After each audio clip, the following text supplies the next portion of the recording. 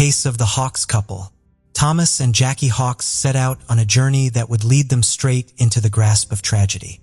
Unaware, they made the decision to sell their prized possession, their luxurious yacht, which would plunge them into a dark abyss. Imagine the sun glistening on the calm waters, a final voyage on their treasured vessel, and a potential buyer about to finalize the deal. As the sails billowed in the wind and the waves murmured their secrets, the Hawks ventured into the unknown, oblivious that this very journey would become their eternal shroud. Thomas Hawks and his brother Jim Hawks grew up on a farm in the heart of California. They shared a passion for surfing the rolling waves and navigating the vast open sea. However, life's twists and turns saw Thomas answering the call of duty, trading the embrace of the ocean and joining the military. He even ventured into the harsh battlegrounds of the Vietnam War, leaving his mark as a veteran. Despite this, his resilience never wavered, and he transitioned into the realm of justice, becoming a dedicated probation officer. Meanwhile, Jim's path led him into the uniform of a police officer, eventually rising to the esteemed position of police chief. Service and duty ran deep in their veins. Thomas was a dedicated bodybuilder. He had sculpted his body, testament to his unwavering commitment to physical strength. His impressive physique was a symbol of his indomitable will. Life took its course, and Thomas married, bringing 2 sons, Ryan and Matthew, into the world. However, like the changing tides, the journey of their relationship faced unexpected turns, and they ultimately ended up divorcing. Thomas found himself in Prescott, Arizona, starting a new chapter in his life. His sons followed, drawn to their father in this new land. Then, in an unexpected but positive twist of fate, Thomas crossed paths with Jackie.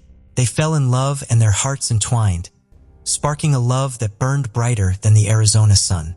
However, Jackie carried scars not of the heart, but of life's cruelty, as a past accident had left her unable to bear children of her own. Yet her love knew no bounds as she embraced Thomas's sons as her own flesh and blood. This couple had always faced life's demands with unwavering determination. They toiled ceaselessly, their dreams woven into their hearts. Their aspiration to own a vessel, a testament to their hard-earned rewards, became a reality as they bought themselves a 55-foot yacht. They named it Well-Deserved, a name their loved ones deemed as a fitting and well-deserved reward for their unyielding work ethic. They took the vessel to the next level by equipping it with the most advanced technology. With retirement's golden years ahead, Thomas and Jackie set sail along the picturesque West Coast. Mexico's exotic shores, California's rugged coastline, and Catalina Island's enchanting beauty became their playground for the following 2 years. They were without a doubt living the dream they had so ardently envisioned. Life being an ever-evolving story, new chapters beckoned. One of Thomas's sons began a family of his own with the promise of a grandchild on the horizon. Anticipation filled their hearts, the prospect of becoming grandparents, a beacon of joy. Thomas and Jackie then considered the idea of returning to Arizona to be close to their expanding family. And so they made the difficult decision to part with their beloved boat. They decided to sell it in Newport Beach, California, little knowing that this decision would thrust them into the maze of fate, leading to a tragedy they could never have anticipated. The dreams they had so faithfully pursued would take an unexpected and heart-rending turn. In November 2004, they listed their well-deserved yacht for sale at $435,000 through an advertisement in a magazine, choosing to bypass the conventional broker route to save on hefty commissions. With the high price tag for their beloved yacht, which was valued near $500,000, they were confident that the vessel's well-maintained condition would attract eager buyers. But fate had other plans. The first person who responded to their advertisement was not who they had expected. The mysterious individual who reached out was named Skylar Dillion, and what happened next exceeded their expectations. Initially, they were doubtful when they met Dillion. Thomas, a former probation officer, couldn't help but wonder how someone so young had acquired so much wealth. Skylar's explanation, which included a previous career as a child actor, being part of the Mighty Morphin Power Rangers cast, and appearing in commercials, had made him rich. Skylar Dillion made a great offer. a full cash offer, sweetened with an additional $15,000 for some personal items he wants to keep on the boat. To further reduce the Hawks' hesitation, he arrived at the meeting with his pregnant wife, Jennifer Henderson, and their young child. Their seemingly happy family had an effect, slowly melting away the Hawks' worries as trust gradually grew. However, under their friendly exterior, Skylar and Jennifer were hiding a treacherous deceit that would lead to serious consequences. The Hawks were unaware of this as they had developed a strong trust in Dillian. The sea trial, a normal part of boat sales, was set for November 15, 2004 and turned out to be a significant day. Shortly before the trial, on November 12, 2004, the Hawks went on a meaningful trip to Santa Catalina Island near the Los Angeles coast. It was a bittersweet occasion celebrating the upcoming sale of their beloved boat and one final sail on it. Friends and family were told that a buyer had been found, and the sale was close. On November 15th, as the morning sun illuminated the scene, Skylar and his wife arrived with two men, one slender and the other muscular. The Hawks were surprised by the presence of these two individuals, sparking suspicions. However, Dillian quickly eased their concerns by stating that they were merely acquaintances. He clarified that the well-built man was his accountant. After these explanations, Jennifer and the child stayed behind while the others boarded the boat and set off on their journey. They slowly navigated into the vast open waters, leaving their familiar world behind. Little did they know this voyage would be their last, mysteriously marking the final time anyone would see them. As the sun set and darkness descended, Carter Ford, the port captain of the Lido Isle Yacht Club and a close friend of the Hawks, looked forward to their evening meeting with anticipation. Plans were in place and excitement filled the air. However, when night fell over Newport Harbor like a heavy blanket, an unsettling message disrupted the peace. Jackie called with troubling news that made Ford shiver. The Hawks were on a sea trial which seemed routine, but something felt off. The buyer and his group had kept them out on the water longer than expected, leading to uncertainty. The Hawks promised to contact once they returned, and this was the last anyone heard from them. When the sun rose again, the yacht had returned to Newport Beach, but the couple was nowhere to be found. A puzzling mystery unfolded, as they seemed to have disappeared without a trace. Days passed with no word to their loved ones, their phones silent. To add to the mystery, Jackie's SUV was also missing, leading some to wonder if they had gone on a sudden road trip to enjoy their recent financial success, choosing to disconnect from the world as they celebrated. But the dark reality became clear: the Hawks were not on vacation. Something more sinister had happened to them, and it was only later that they realized this. A week passed, and the unusual silence from the Hawks sparked many questions and concerns. Their loved ones felt the weight of their absence, with a fear that something was wrong. The family turned to Carter Ford in desperation, asking him to go out to the well and investigate. As Ford boarded the boat, he felt a deep sense of concern. Everything seemed to be in disarray, with a lone white towel hanging ominously from one of the portholes. The family was disturbed by the strange scene and immediately took action by filing a missing persons report. Detectives were called to the scene. They proceeded cautiously, breaking the lock on the cabin door and entering. Inside the boat, there were no signs of violence, but a sinister presence seemed to be lurking in the shadows. Their attention was drawn to a white towel stained with fresh ink hidden between the bed and the wall. It made them stop and think, prompting disturbing questions. A receipt nearby revealed a troubling list of items: bleach, cleaning supplies, heavy-duty trash bags, and Tums and antacid. The detectives began to connect the pieces of this dark puzzle. The cleaning supplies seemed well suited for a murder, with the trash bags to dispose of evidence, bleach to clean away any traces, and Tums possibly used to calm a stomach unsettled by the horrific acts. This boat had secrets that scared everyone who entered. Investigators were determined to find out the truth about the yacht's buyers, Skylar and Jennifer. A surveillance team was quickly put together to follow them closely. Undercover officers followed the Dillians, observing them living their daily lives seemingly unaffected by suspicion. They were regular volunteers at a local church, and Jennifer's work as a hairdresser presented no unusual facets. To the world, they appeared utterly ordinary, masking their true nature with chilling adeptness. As detectives delved deeper into their backgrounds, a grim portrait emerged. Skylar Dillion's history bore the stain of a prior conviction for burglary, landing him on probation. Financial scrutiny revealed that the couple was drowning in a staggering $87,000 worth of debt, a dire financial abyss. The investigators were puzzled by a question. How did the couple manage to buy a yacht when they were struggling financially?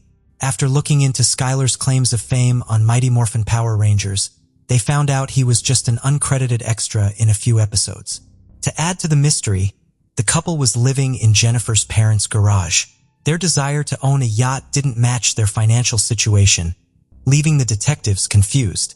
The more they investigated, the more confusing the situation became.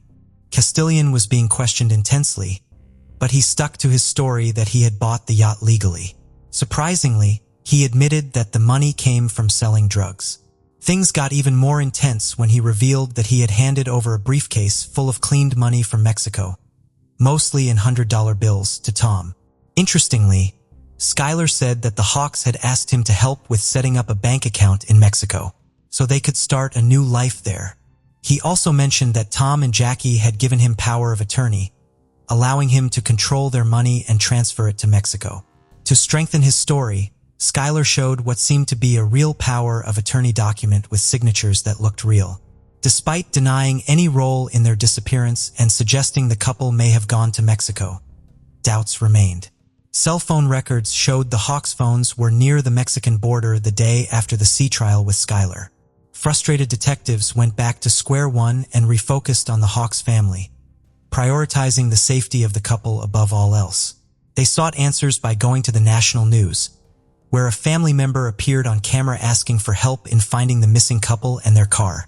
The mystery only grew deeper, capturing the world's attention with its twists and turns.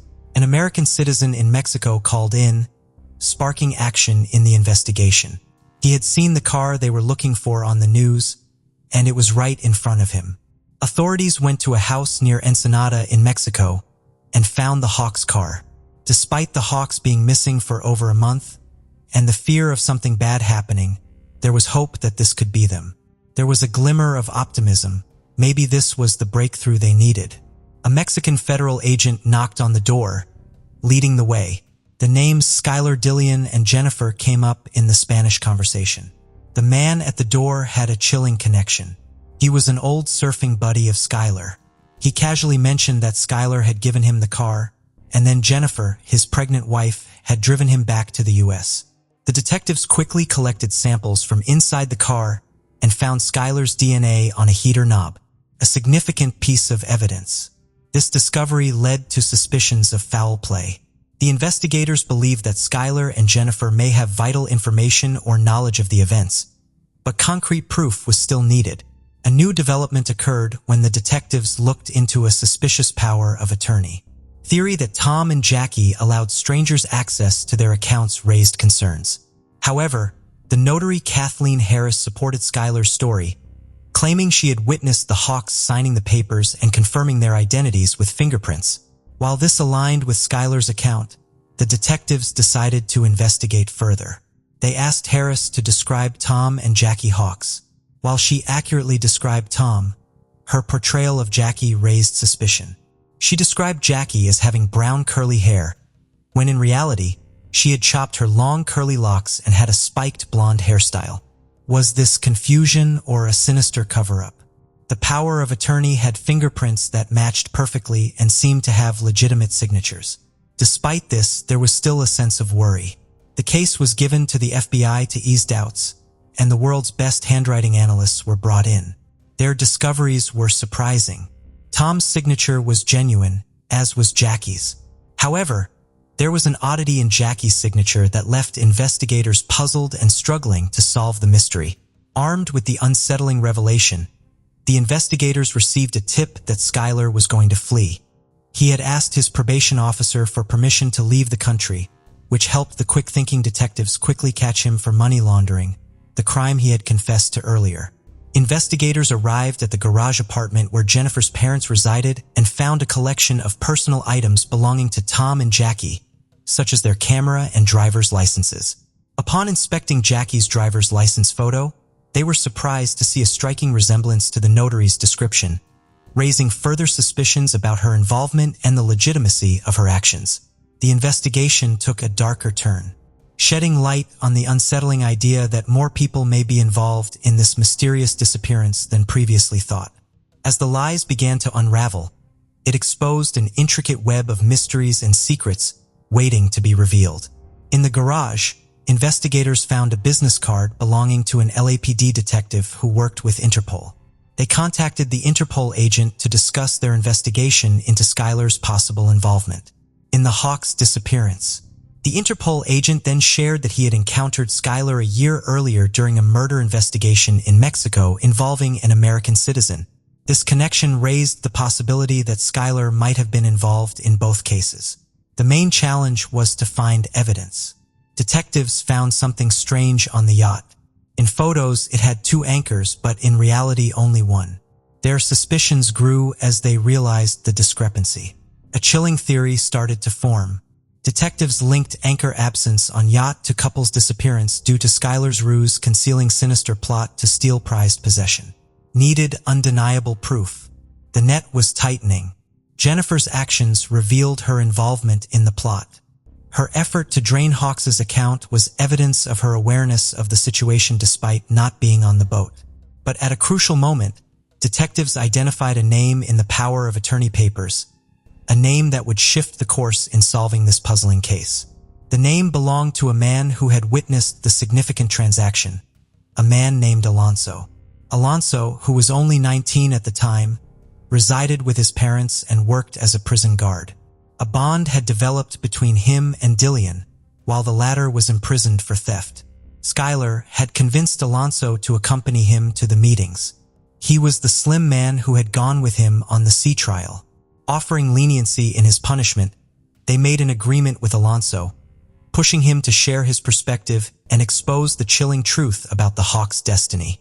As the tape recorder started playing, Alonso began to tell a frightening story.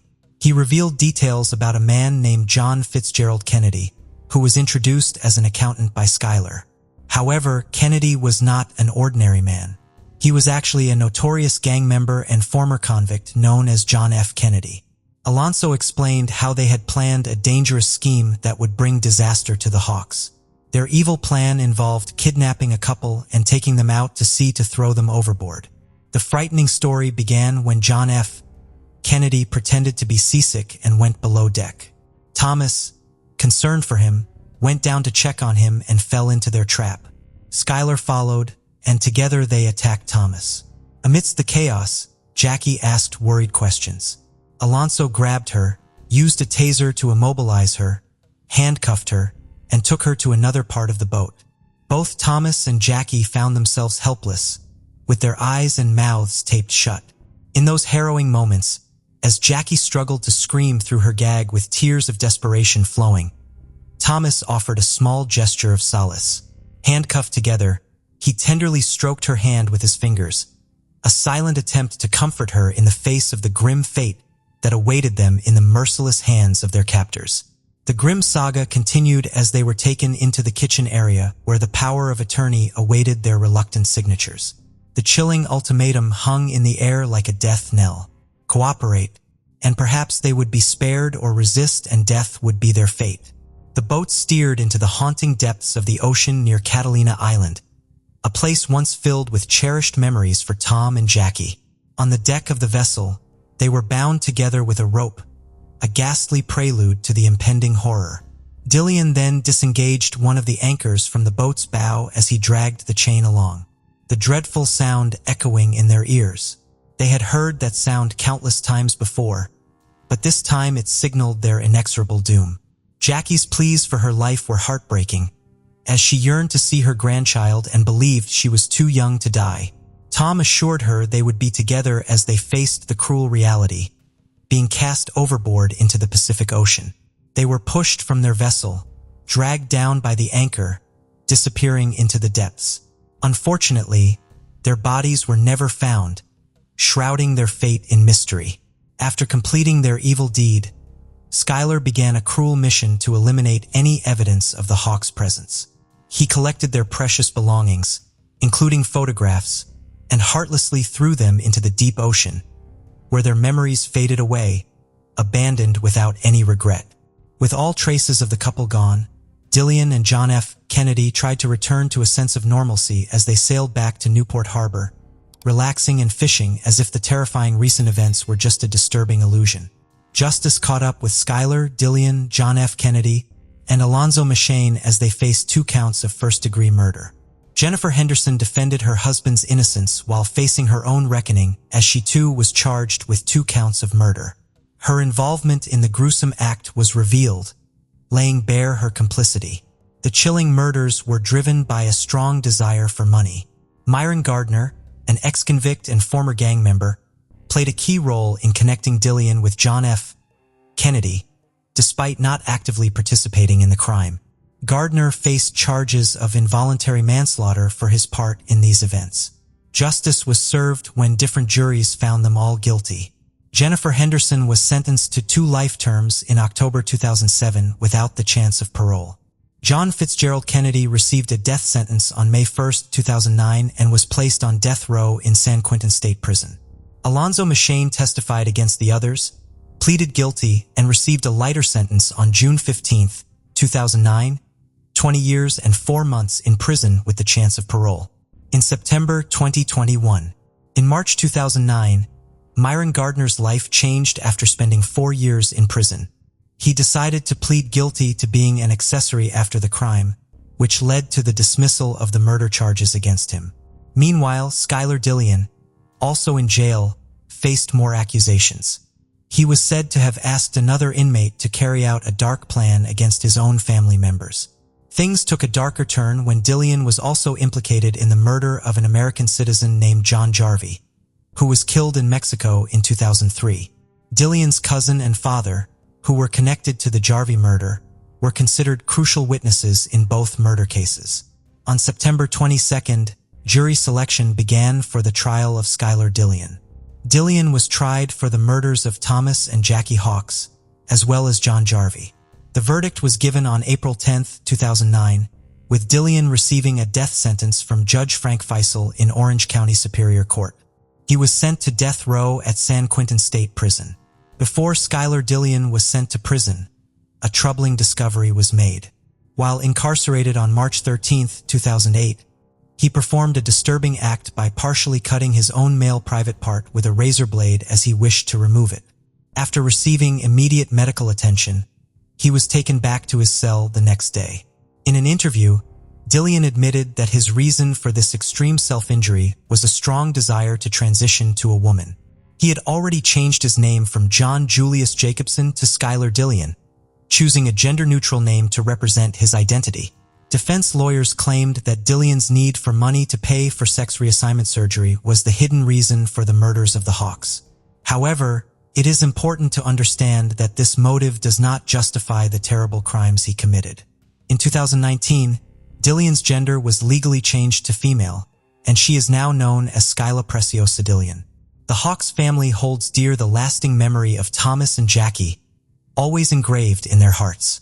These lively individuals, recognized for their adventurous nature, embodied goodness and genuineness. Their destiny took a harsh turn, and even though they have passed away, their spirits persist, shining a timeless light on our recollections.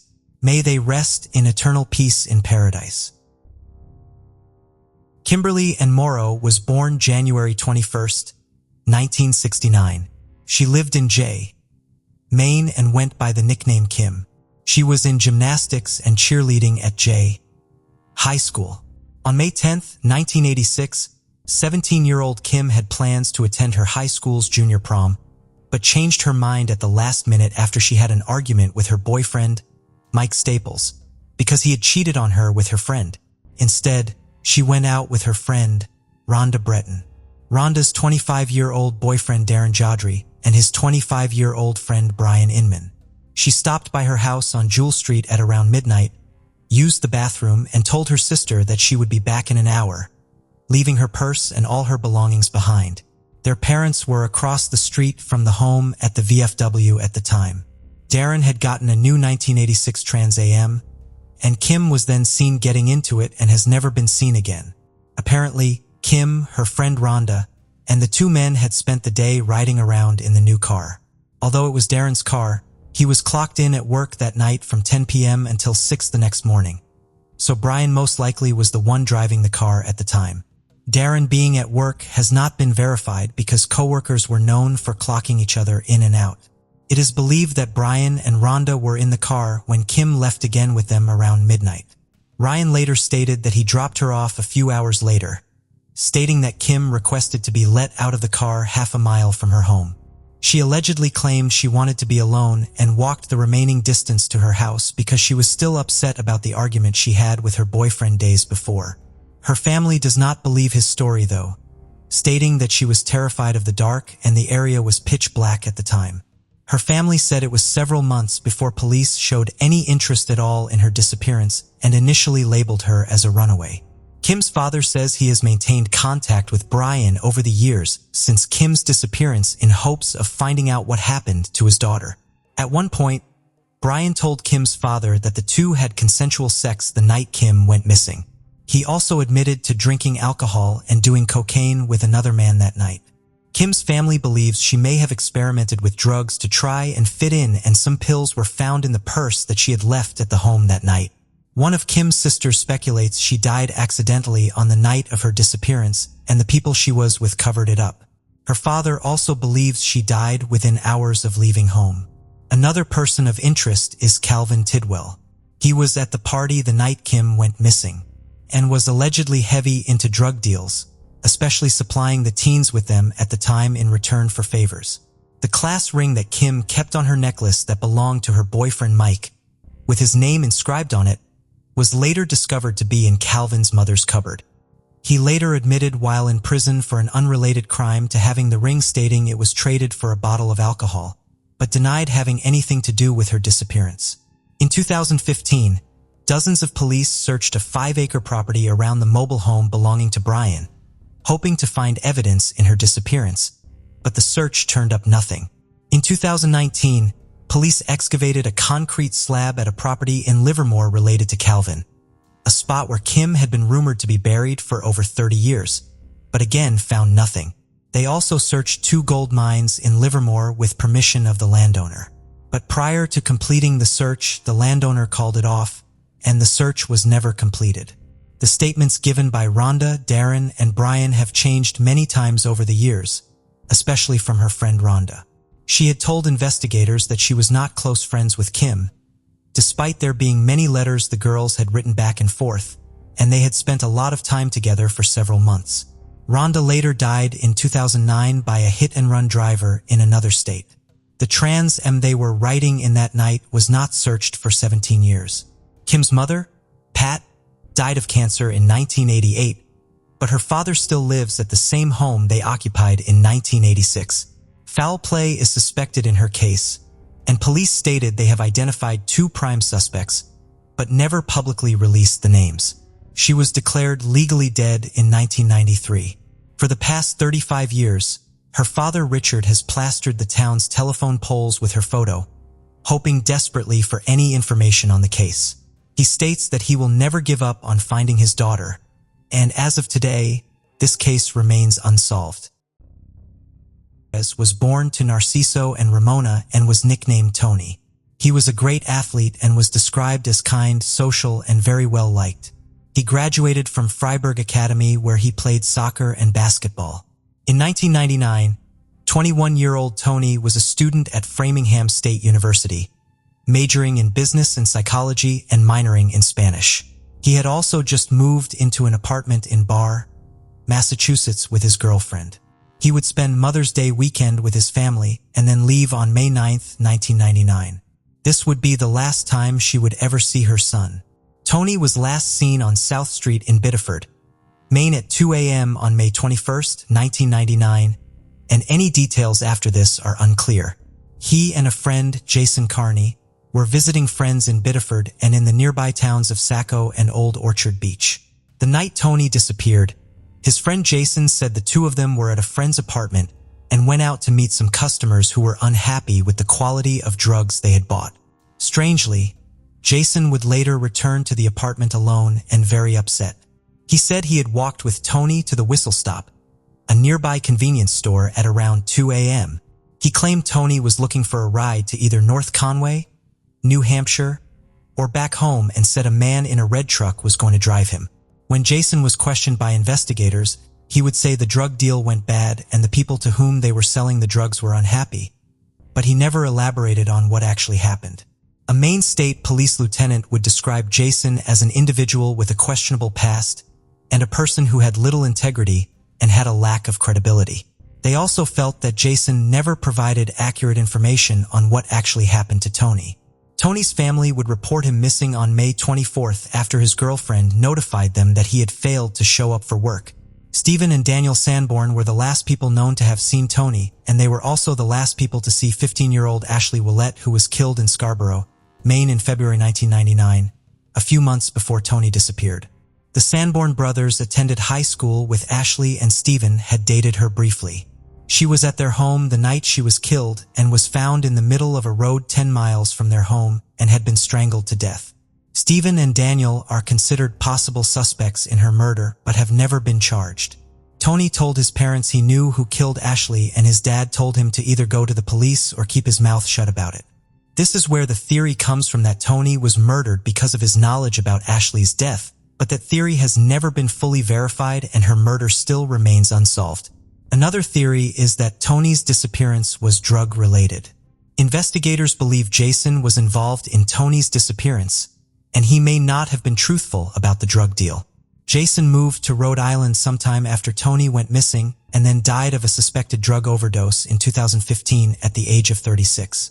Investigators have been in contact with Jason's relatives and a former girlfriend since his death and believe he was involved in Tony's disappearance.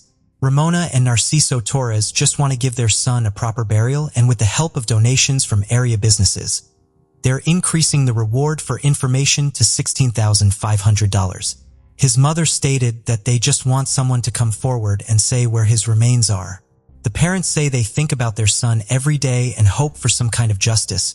But as of today, this case remains unsolved. On April 19, 1991, around 1 in the afternoon, David Hibbs arrived at his house eager to tell his mother, Joy Hibbs, that he had made the honor roll on his report card. Unfortunately, instead of finding his family house in Coord in Pennsylvania the way he had left it, he returned to find it in a smoke-filled state. David ran to the back kitchen door after noticing that his mother's car was in the driveway, but heavy smoke stopped him from going through. David somehow managed to observe that the 4 gas stove burners were all lit up. At his young age, the only logical reason to what must have caused the fire was that his mother had been cooking and had forgotten to put out the fire.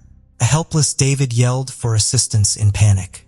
He was heard by neighbors doing yard work, and they tried to go in to find Joy Hibbs, but the fire was too fierce. They immediately called the firefighters. Before the firefighters arrived, as the fire increased and burned endlessly, the neighbors tried to put it out with a garden hose. After what seemed like a lifetime, the fire was finally put out by the firefighters, and a paramedic sadly informed 10-year-old David that his mother had passed away. The body of 36-year-old Joy Hibbs was found by the firefighters in David's bedroom. She had been burnt beyond recognition on the remains of David's mattress. Initially, detectives thought Joy Hibbs had perished in an accidental fire, but an autopsy revealed otherwise. There was no indication that Joy had inhaled smoke. Thus, it was obvious that she had already passed away before the fire was started. Also, Joy Hibbs had been brutally assaulted, strangled with wire cords, and then stabbed 5 times in the chest and neck before her attacker purposefully started the fire to hide every iota of evidence at the scene. This was a clever cover-up approach by the killer, given that the house had been completely destroyed from the fire, and that the neighbors had destroyed important evidence while attempting to put out the fire. According to the findings of the fire marshal's investigation, the fire originated from 4 different locations in the home: 2 in the kitchen, 1 in David's bedroom, and 1 in the corridor. According to the investigators, the morning of her death, Joy had cashed her paycheck. Her purse's contents were tossed on the living room floor, and the police found her wallet stuffed under the couch. The absence of evidence was compounded by the difficulty the investigators experienced in determining a motive. Joy was adored by all, worked part-time as a medical assistant, and was committed to her family. David Hibbs described his mother as graceful, polite, and easygoing. Authorities had no leads whatsoever as to the person who would want to kill her. On the day she was killed, Joy had dropped her 2 kids off at school in the morning. She received her paycheck, ran a few errands, and got home shortly after 11 o'clock in the morning. A church pastor and another member of the congregation dropped by for a visit shortly after she returned home. Joy Hibbs had indicated a desire to celebrate Easter in the church.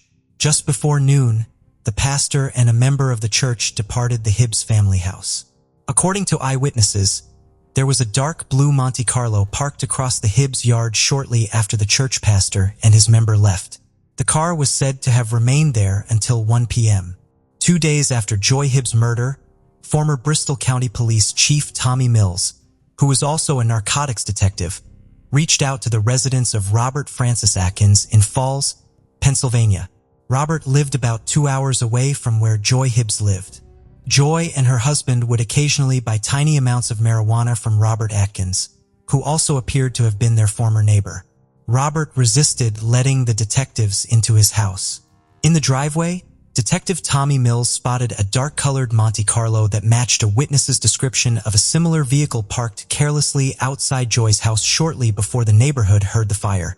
However, during further investigation, the witness said Robert Atkins' automobile wasn't the one they saw.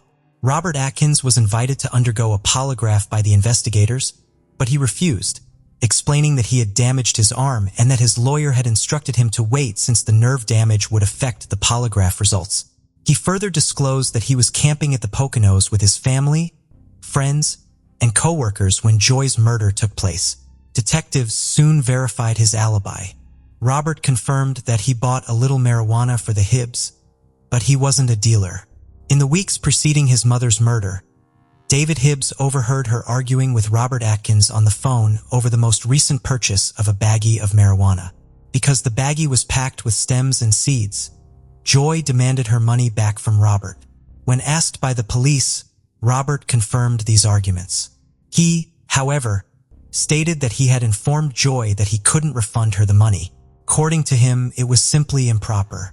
Investigators couldn't understand how a few tiny baggies of marijuana could cause someone to die. The couple was only spending $20 to $40 on marijuana at a time, not enough to get the attention of major sellers.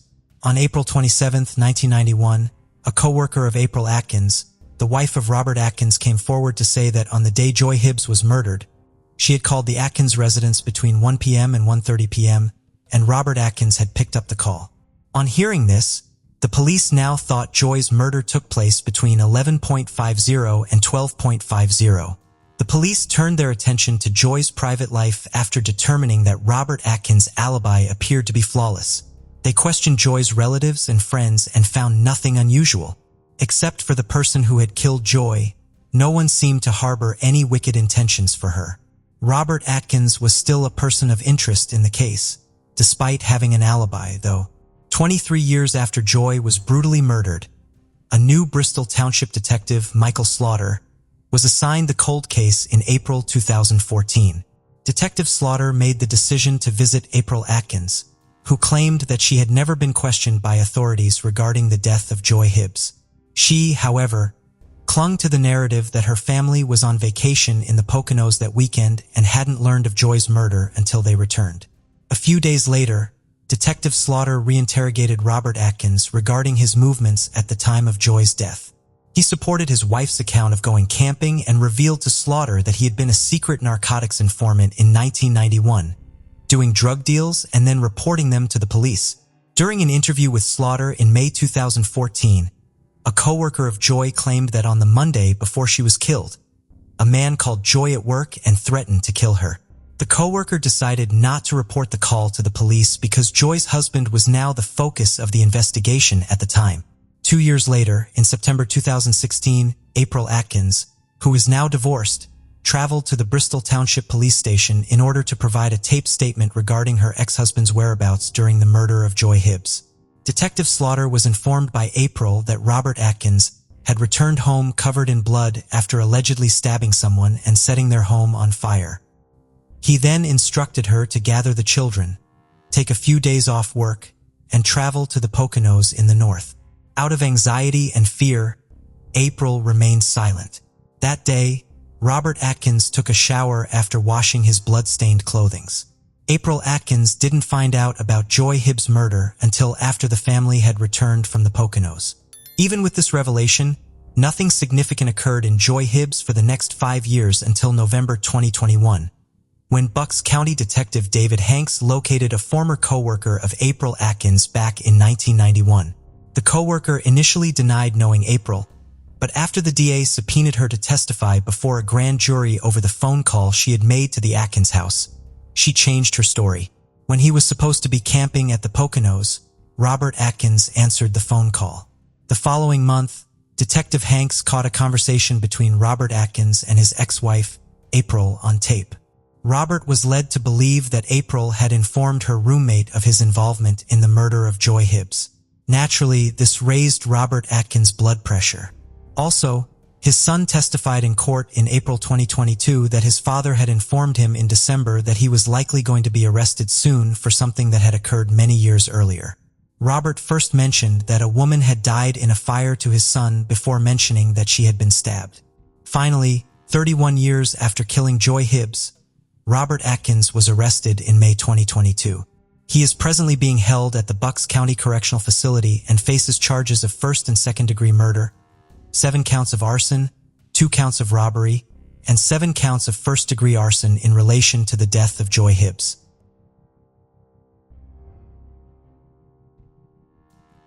Corpus Christi resident Kevin Davis strangled his mother before hitting her in the head with a hammer, splitting her skull. Davis then swirled her brain around before sexually assaulting her corpse. Davis was sentenced to life in prison for the crime of a mom who he described as the best. In 2014, Kevin Jasrell Davis argued with his mother, 50-year-old Kimberly Hill, in the Corpus Christi, Texas apartment he shared with her and his sister Destiny. On May 26th, Davis called 911, reporting that he'd just murdered his mother. Once at the police station, an 18-year-old Davis vividly detailed the day's events, sometimes with a smirk on his face. What he told detectives was gruesome and shocking. Kevin admitted bashing in Hill's head with a hammer, swirling her brain around, and then sexually assaulting her corpse. On the morning of March 27, 2014, Davis, bored and frustrated with life, told his mother he did not like people and that he wanted to commit suicide. Obviously caught off guard by the statement, allegedly told her son that she could not stop him if that was what he wanted to do. Kevin later told police hearing this from his mother enraged him. It was then he decided to take her life. As Hill sat on the couch in the living room, Davis came up behind her, attempting to strangle her with a cord. Hill began screaming. Kevin panicked, retreated a hammer, and began bashing in his mother's skull. Davis struck his mother in the head with the hammer at least 20 times, splitting her skull in the process. Davis then retreated a kitchen knife that he inserted inside his mother's head wound.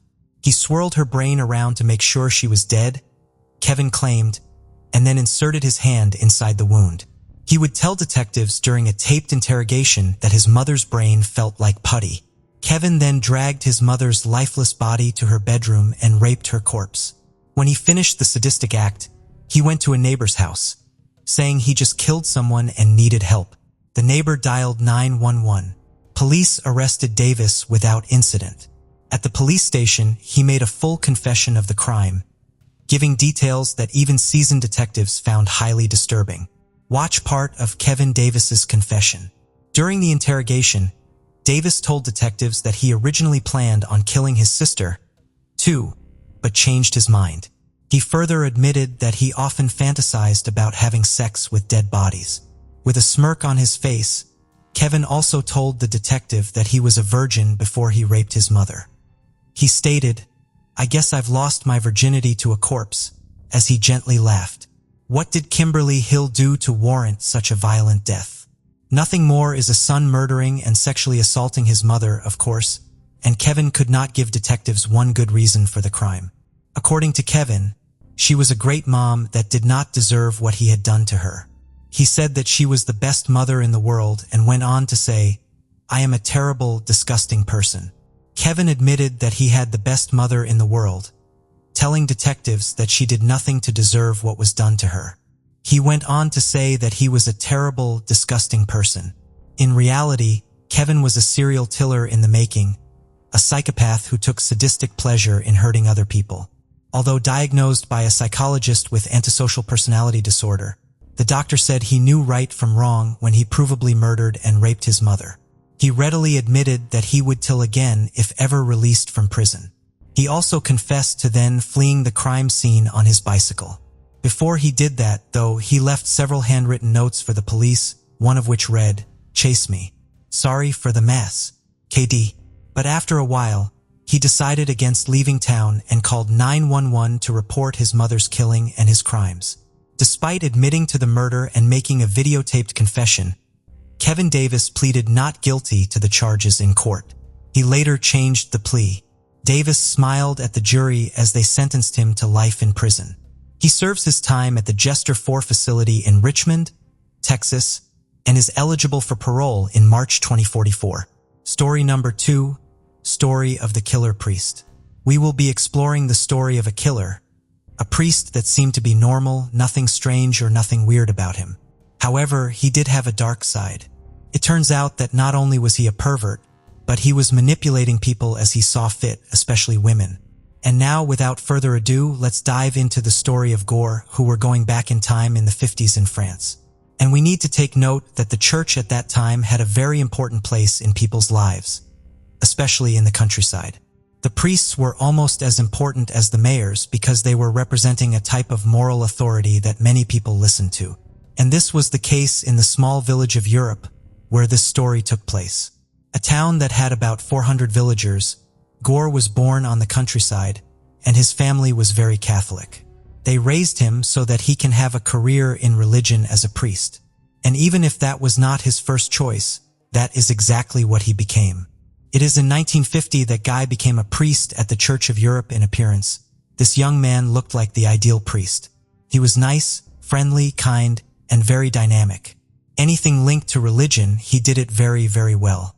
He had a lot of great ideas to help the village grow. He created a choir, a group to play in a theater piece.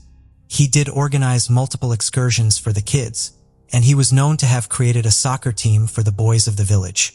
The older people thought that it was very modern for him to bring all these items to the village. And the younger generation thought it was pretty amazing and appreciated the modern aspect that he brought to the town and to the religion.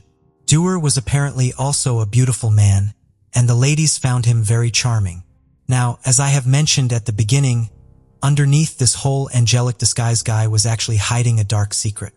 His personality, he had a thirst for colal pleasure, and he was using his charm to get closer to the ladies.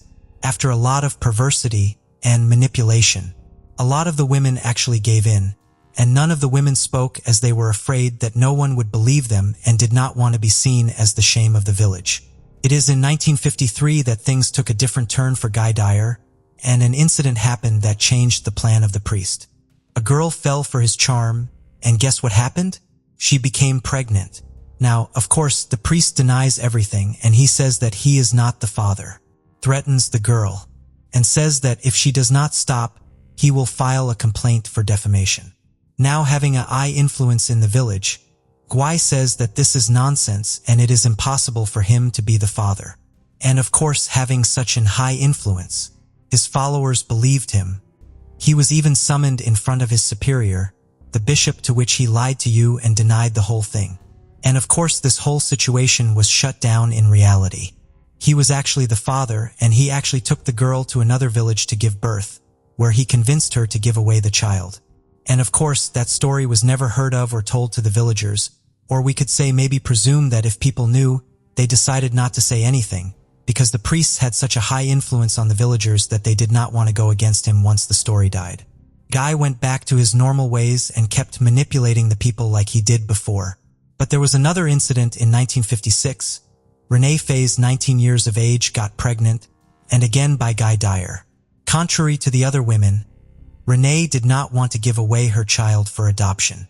Not only that, but she wanted to raise him in the village of the Uruf where the priest Guy was terrified. And he was afraid that eventually the child would grow up and resemble him. He was also afraid that this woman would actually speak, eventually speaking of which.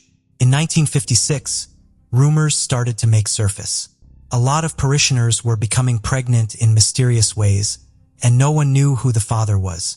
The priest then starts to think about a plan and ask a military man from another village to come to town and pretend that he was the father. Unfortunately, that strategy did not work out, and no one believed the soldier was the father. That only made things worse for the mysterious pregnancies. December 3rd, 1956 is a date that Chong changed everything for the priest. Kai brings Rain in on a deserted road to try and convince her one more time to give up the child. She refuses again, and she was tired of the priest's request. So you know what she did. She got out of the car and started to walk back the opposite way back to the village. At night, Guy Dyer got out of the car and pulled out a 6.35 caliber pistol and fired 3 shots. The 3 shot hit Regine in the back of the neck, and she died on the spot. Once the crime committed, the priest walked to the victim, entrusted her, and took out a knife and started to open Regine's stomach. From her stomach, he removed the baby girl that was still alive. The priest remitted again, an act that cannot be forgiven. He strangled the baby, stabbed it, disfigured it, and he did all the thinking to himself that if the baby is massacred that way, there would be no way, no DNA, if you want to call it that way, no DNA to trace the baby back to him. The disappearance of Regine was actually reported in the evening, and the weird part is that the priest joined the search party to find the Regine. Can you imagine that situation? I mean, the killer is with you and the search party trying to find the person that he just murdered? Is it just me, or that is just like twisted? The body was found very quickly, and because the priest was not an assassin, he didn't know think about cleaning up the crime scene, so it didn't take long for the cops to find the murder weapon, and they found the weapon casing that linked back to the priest. So the priest is now a suspect, and one asks, during the interrogation, the priest denied everything, however, because of all the pressure he was getting. He just cracked and admitted everything. Now that story came out, and everyone was devastated in France because he is now a criminal, and the church asked for to be locked up with a false name so that it would not affect the church. And also, the main reason was to make sure that the crime was not associated to the church. The court addressed the case of Guy de Noyer on January 24, 1958. Of course, the villagers and the public opinion wanted the priest to be sentenced to death. The life of Guy was defined as a person that did enjoy luxury, sexual relations, and admired his own authority. And on his side, the priest was asking forgiveness because he had no clue what he did wrong. The jury did provide their verdict, and for most, they said that he was guilty of double murder. Of course, there was Regine and the baby. However, they did not want to sentence him to death. The jury did not want to send someone associated to the church to the scaffold. The priest Guy de Noyer was therefore sentenced to perpetrated work. Now that situation raised a lot of questions regarding the responsibility of the Catholic Church. And this is still a question that is being asked nowadays, especially for the priests who like other kids. If you know what I mean. There was an investigation that was done, and the report came out saying that the church knew the dark side that he was hiding before he was pronounced priest. His superiors noticed that he did not have a lot of faith and he was not really a believer in Catholic religion. The investigation did show that before being priest in Europe, he was sent to Plymouth. While he was there, he did have a sexual relation with his parishioner, and instead of removing his status, they just transferred him to another city. Even there, his weakness for women did not stop, as he did have multiple sexual relations. You would think that the church would revoke his status, but instead he was just transferred to Europe, where the church was isolated and his temptations might be lower. But as we have seen, this was not the case. De Noyer was released in 1972 after being detained for 22 years. He was the oldest prisoner of France. Once again, the church came to his help after he was released from prison. He was welcomed in a monastery in Brittany, or he stayed there until he died on April 21, 2010 at 90 years of age. Now we go to story number 3. Family slaughtered at Wells Great Provincial Park. The killer stalked the family while he let his violent fantasies run wild. 3 generations of a family left to go camping on August 2, 1982. They set up camp in the Welsh Great Provincial Park, located roughly 120 kilometers north of Kamloops in central British Columbia. They enjoyed several days of cloudy family time, picking berries during the day and gathering around the fire at night, having no idea that they were being stalked by a killer.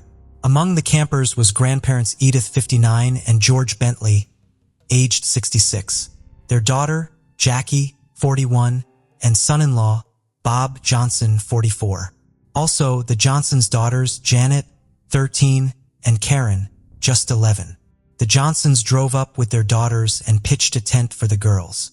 The grandparents brought a truck and camper where the adults would stay.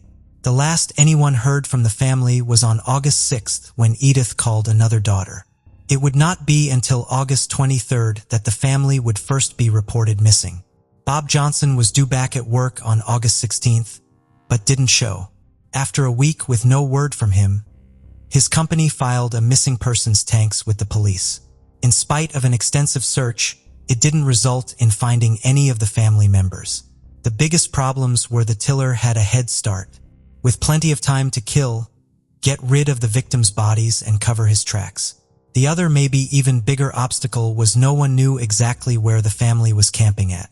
All anyone knew was that the family was camping in the Wells Gray area, which is massive. They had no idea where to even start, but alone being able to follow a trail to find the family. It would take 3 more weeks and a mushroom picker to find the family. On September 13th, the Corin discovery of the Johnsons' 1979 Plymouth was found. It had been burned beyond recognition as it set off to the site of a mountainside logging road. The car held the bodies of the 4 adults in the back seat and the 2 young girls in the trunk. The bodies were burned so thoroughly that when it came time to bury the family, they were all placed together in one child-sized casket. Through a forensic examination of the remains, it was determined they had been shot with a .22 caliber firearm. Locals were able to tell investigators where they had seen the family camped at. An examination of the area would turn up .22 casings, which helped identify the weapon used as a Remington pump-action rifle. What wasn't at the campsite was the truck and camper, the boat and camping gear brought with the family, or any trace of the family at all. With no suspect in custody or even in sight, the media was pushing for answers. A tip came in that the family's truck and camper had been spotted. The witnesses said it was being driven by 2 French Canadians in central Canada. The media sprang into action, throwing this up as their headline and demanding the killers to be caught. In April, with still no leave, the investigators knew they needed to get creative. They reenacted what they believed was the crime scene for TV cameras inherited across Canada. The next month, the police drove a replica Ford camper truck to Ontario in Quebec in an attempt to draw awareness for what people should be looking in a for. What it did instead was flood the investigators with over 13,000 tips and sightings of the replica vehicle. The reward was raised from $7,500 to $10,000 for information leading to the truck. None of the tips led to the discovery of the camper and truck. It would be found by sheer luck. 2 forestry employees were working on a logging road and stumbled across it. The camper had sat there on Trophy Mountain for 14 months, only a few kilometers away from the crime scene. The camper was burned out like the car holding the family's bodies. This left the authorities to believe they were looking for someone local to the Wells Gray area, and not 2 French Canadians as they had been searching for, since it was more likely that a vocal would know about the locking roads and the area in general. Taking a closer look at the person who lived closest to the crime scene led them back to David Rullian Shearing, 24. They have received a tip about him earlier in the investigation. When they followed up, the tipster had quite a bit to tell them. I hear earlier Shearing had asked him about re-registering a Ford truck and how to repair a hole in its door. This was a tip that the police had never divulged after finding the truck. Had a bullet hole in the door. After an interrogation by the Royal Canadian Mote of Police, Shearing confessed. He went so far as reenacting the murders for the detectives. He turned over evidence that he had stolen from the family and the murder weapon, the .22 caliber Remington rifle. The ballistic test would prove that this was the weapon used to kill the family.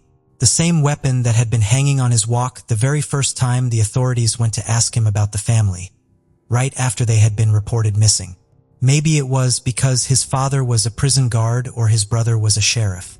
But Shearing wasn't suspected when first interviewed. In his confession, he gave details of how it all happened.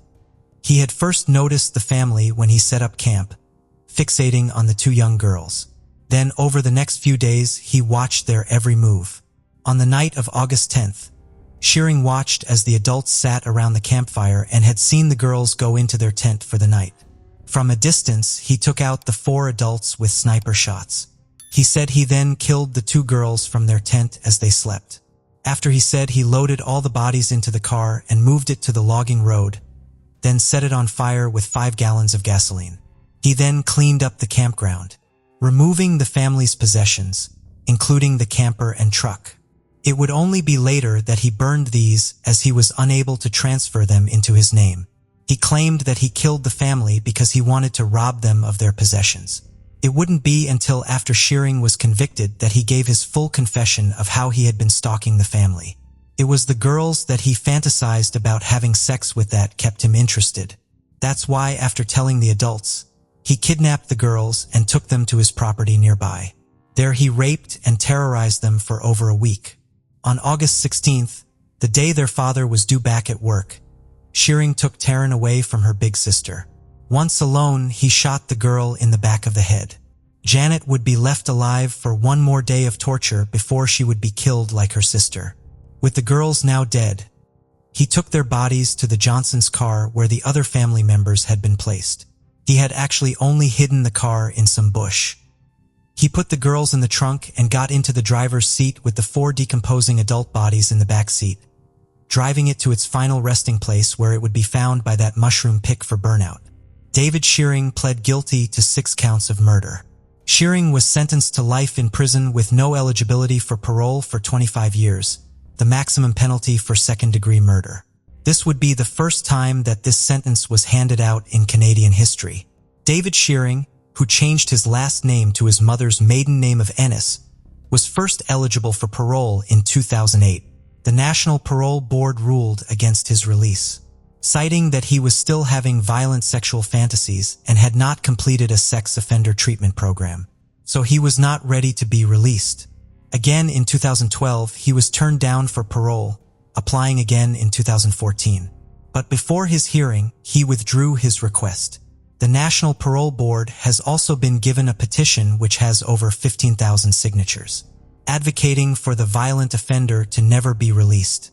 In his own words at one of his parole hearings, David tries to plead for freedom, saying this about himself.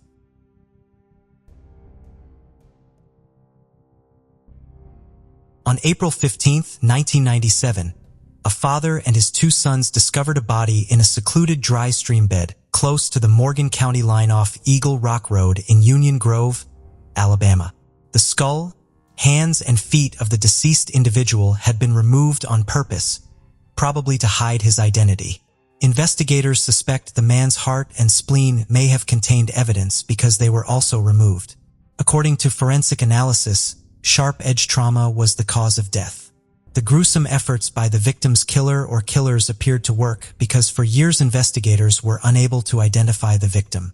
However, in 2019, Alabama authorities partnered with a DNA technology company named Parabon Nanolabs, which gradually made progress in the investigation by first enhancing and clarifying the DNA samples from the body and then comparing those profiles with others in genetic databases. Scientists from this company were able to create a genetic profile of the victim after overcoming DNA deterioration and bacterial contamination that had occurred over the course of the previous 26 years. They used DNA phenotyping to determine the physical characteristics of the victim. They later produced a composite sketch of the victim's profile, which revealed a male whose age was between 20 and 28 years old. He was of North European descent with a light or pale skin. He had blue eyes, brownish blonde hair, and few freckles. The investigators at the time released these sketches to the public in the hopes to get information, but no lead came out of it. In order to identify the victim, scientists at Parabon Nanolabs entered the body's DNA profile into public genealogical databases. Although they were able to pinpoint a few distant relatives of the body's DNA from the databases at their disposal, it took months to finally identify the victim. After finding further relatives and matching that information with historical records, the scientists were able to name the victim as 20 years old Jeffrey Douglas Kimsey of Santa Barbara. In 2023, investigators were able to track down a member of the Kimsey family in Tennessee, who then directed them to Kimsey's parents in Santa Barbara, California, where the identity was verified. Jeffrey Douglas's parents claimed they didn't know he was dead. He was never reported missing either. It isn't clear what he was doing in Alabama at the time of his murder, but investigators believed he was probably just passing by. Since Jeffrey Douglas Kimsey's case was ruled as a homicide, detectives are still on the case, trying to find his killer. They, however, announced having persons of interest in the case and are actively pursuing every lead and utilizing evidence gathered at the scene where the body was discovered. Hopefully, Jeffrey Douglas Kimsey gets justice soon. On a cold morning on November 15, 2015, around 11:30 a.m., Hale and his wife, who lived on Farley Lane in Lillian, Alabama, discovered a startling sight on their private driveway. They noticed a strange car that had been there the first time they came out around 7:30 a.m. Unseeing the car again, they had a bad feeling about it and decided to check it out. When they peered into the car's windows, they saw the body of a young man who appeared to have been shot to death at the back of the seat. Hale immediately dialed 911, and the Baldwin County Sheriff's Office arrived at the scene and identified the individual as 22 years old Devon D. Shun Kennedy from Pensacola, Florida. His mother, Tammy Sims, had reported him missing a day before. Further investigations revealed that Devon had a history of run-ins with law enforcement in relation to drug charges. When Tammy Sims got the news of her son's murder, she was devastated. In an interview, she described Devon Kennedy as a determined young man who sought a better life for himself and his family. He was also a devoted father and a loving son. According to Sims, her son always wanted to run his own business. He always mentioned starting a restaurant and investing in real estate.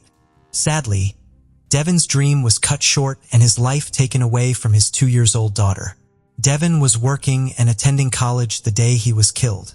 His mother knew something was wrong when he didn't come home or answer his phone calls. Tammy Sims sought justice for her son for many years, pleading with the public to put themselves in her shoes and say something if they knew anything.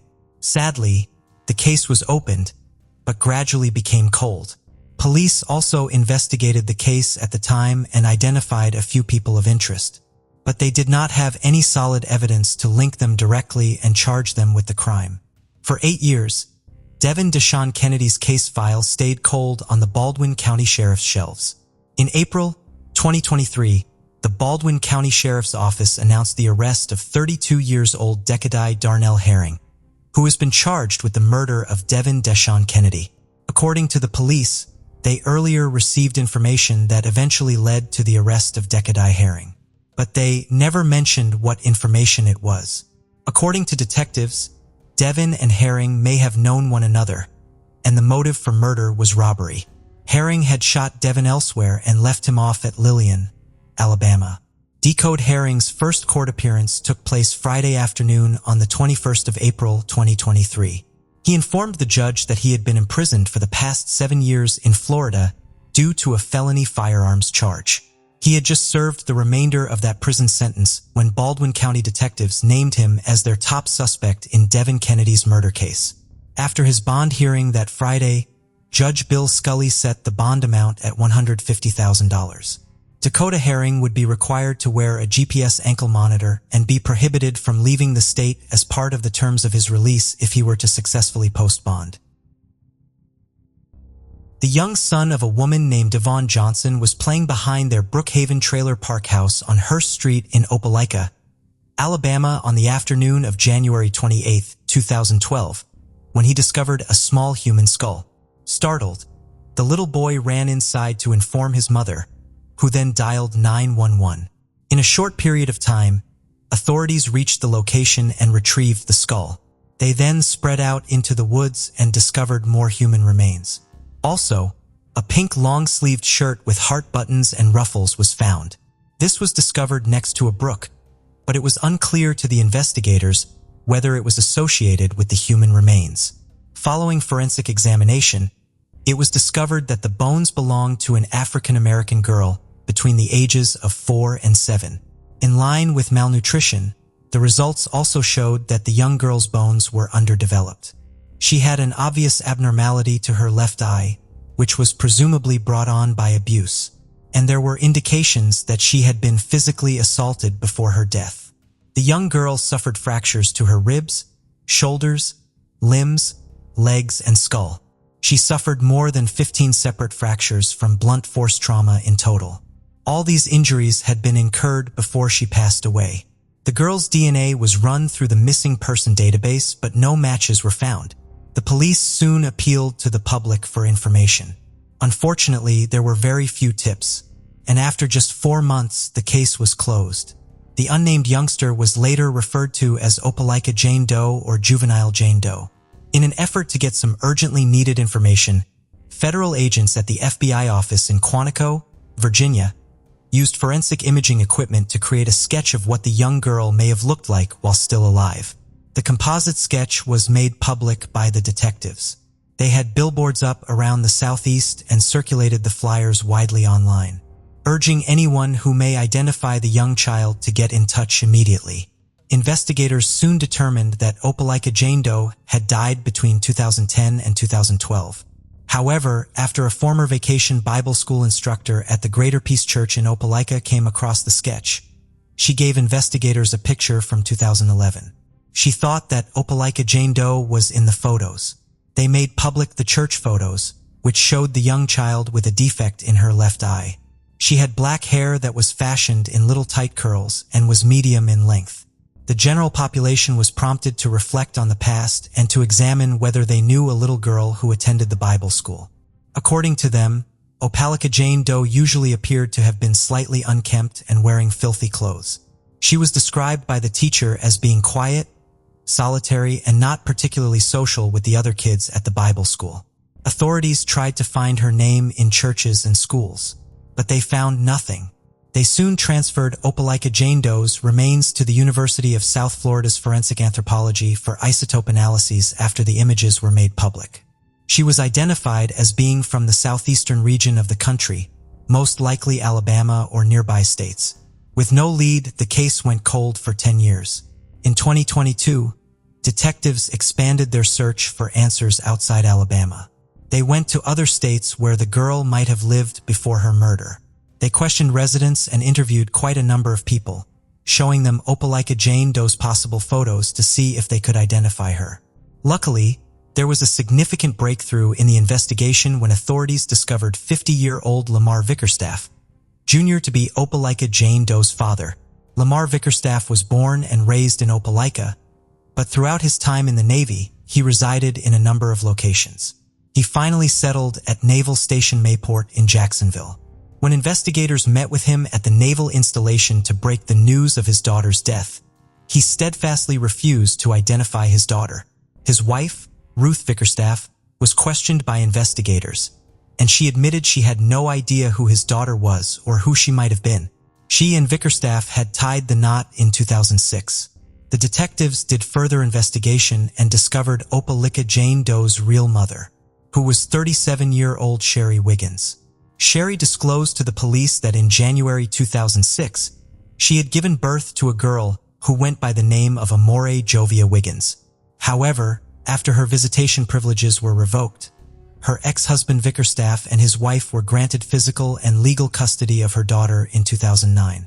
Sherry Wiggins was able to provide investigators evidence that she had been paying Vickerstaff child support since 2009. According to investigators who looked through pediatric and school records in the communities where the Vickerstaffs resided, Amore Wiggins was never enrolled in school and was never reported missing. In January 2023, DNA testing made it clear that Opelika Jane Doe was actually Amore Jova Wiggins. On January 17th, Vickerstaff Lamar and his wife Ruth were both taken into custody. Ruth was charged with failing to report a missing child, while Vickerstaff was charged with felony murder and failure to report a missing child. Finally, after 11 years, Amore Wiggins' identity was finally buried with her. On February 27, 2023, hundreds of residents of Opelika and investigators came to honor her life. Detective Alfred White of the Opelika Police Department remarked, "We can finally put the right name and right face to her, and we don't have to call her Jane Doe anymore. Sherry, Amore's mother, was also present. In her words, she heartbreakingly said to her late daughter, "I didn't want you to have it hard, so I let your tiny hand go thinking you'd be playing in a big backyard." This case takes us to Heftlin, Alabama. In 2002, Heftlin was a small town which has a population of less than 3,500 people and a total area of just 16.31 square miles. Back then, everyone pretty much knew everyone. And when a triple homicide occurred in a place like Heftlin, it shook the very core of the community and left behind aftershocks that may still be felt today, particularly when the victims were a young pregnant woman and her 6-year-old son. Monica Pritchett Rollins was a 23-year-old mother of 2 boys named Dalton and Aaron, who were 6 years old and 2 years old respectively. Before her murder, Monica was also expecting the birth of her 3rd son in a few weeks. After she and Jeremy Rollins, Dalton and Aaron's father and her high school lover, made the decision to separate and file for divorce, Monica and the boys moved into their Sugar Hill Road home in late 2001. On Friday, September 13th, 2002, Donald Pritchett, Monica's father, had been looking forward to Monica and the boys' arrival at his Anniston house, so he could finally give Dalton his gift, a colt Dalton had named Mojave. When they finally arrived, they spent the evening talking, eating, and riding horses, before Monica and the boys returned to their Heftlin house at around 8:30 p.m., with the intention of returning later that weekend. But after the weekend had passed with no further communication from Monica, a family member made the decision to go see if everything was well with her and the kids. Nothing could have prepared them for what they discovered when they arrived at Monica's mobile home around 10:45 a.m. on September 16th, 2002. Monica and her first son, Dalton, had been cruelly killed in their own house. According to autopsy results, they died as a result of multiple stab wounds they sustained somewhere over the weekend. Because of the assault, Monica went into labor. Her unborn child was later discovered dead and only partially delivered. Aaron, her 2-year-old son, was discovered hidden in a closet, inside the house alive and unhurt. Around 6 p.m. on the same day, Jeremy Rollins left Southwire after completing a 12-hour shift.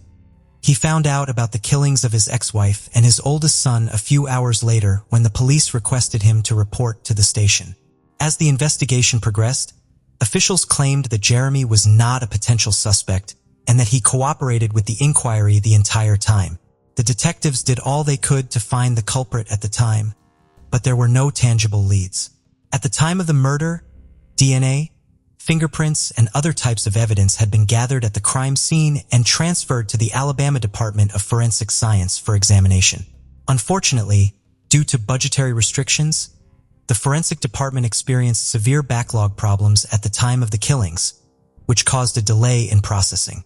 The case went cold for decades until January 2021 when investigators reopened the case. They re-interviewed 60 people and resubmitted a cigarette but found at the crime scene to the forensic lab for DNA testing. After a thorough analysis, investigators linked the evidence at the crime scene to Louis Landon Spivey. Spivey, who is now 36 years old, was 18 when he allegedly killed Monica and Dalton. He was romantically involved with Monica.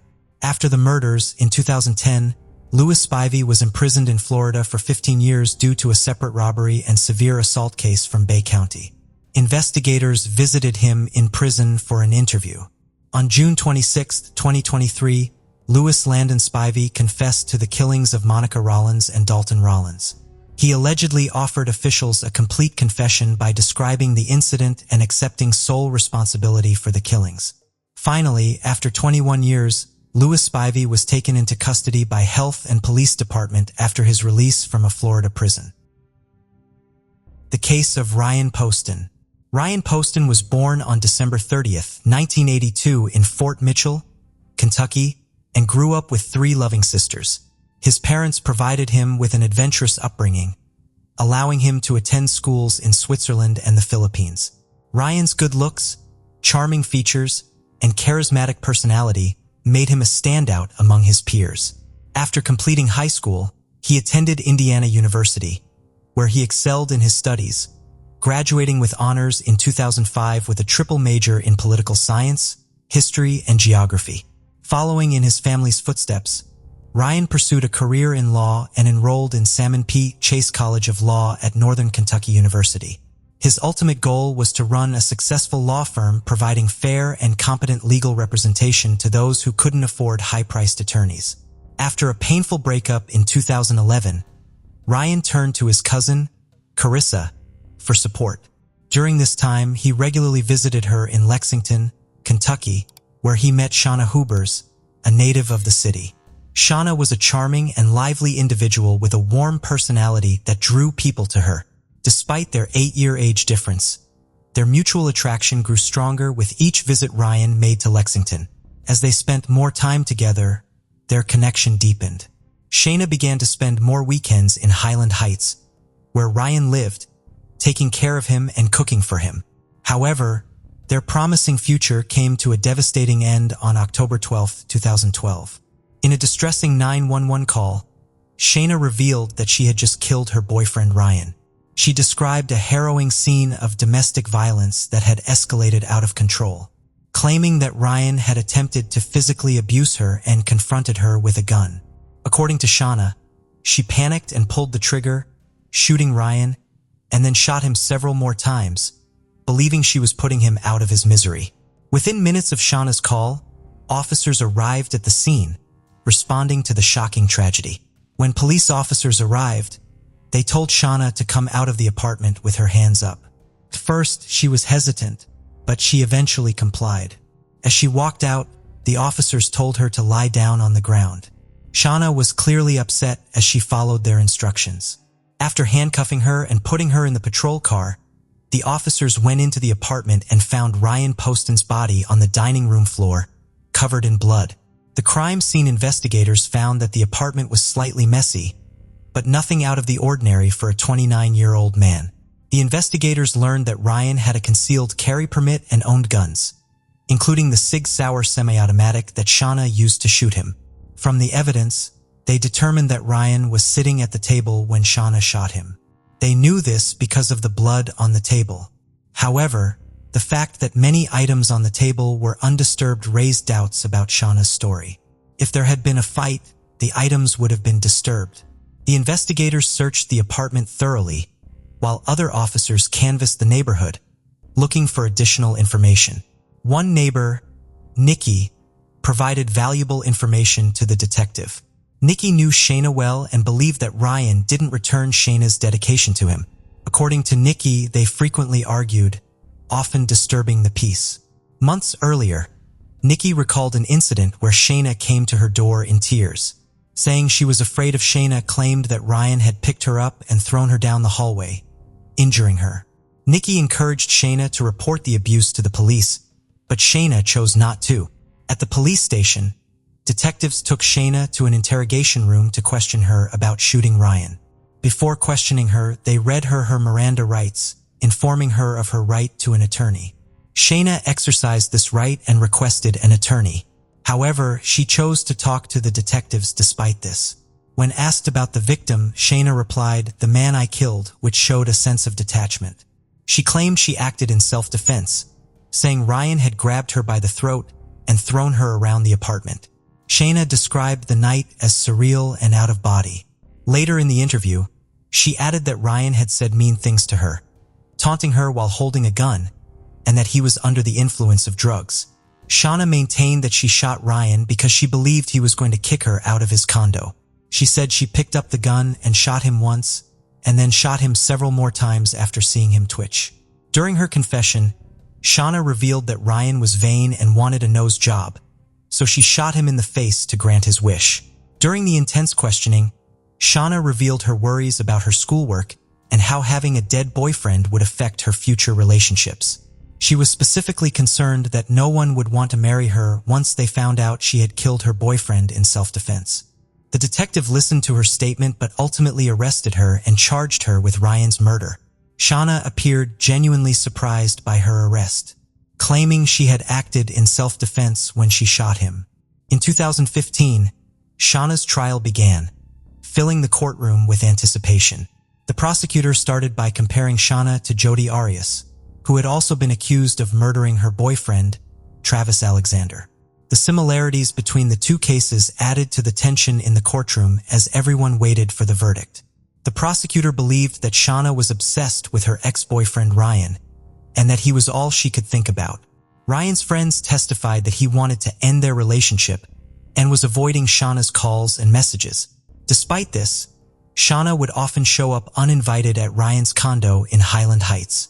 On the night Ryan was murdered, the prosecution presented evidence that he had a date planned with Audrey Bolt, a former beauty queen. The prosecution suggested that Shauna was motivated by jealousy and anger towards Ryan's new love interest. Audrey Bolt testified that Ryan stood her up on the night of the murder. She had no idea he had been shot and killed until later.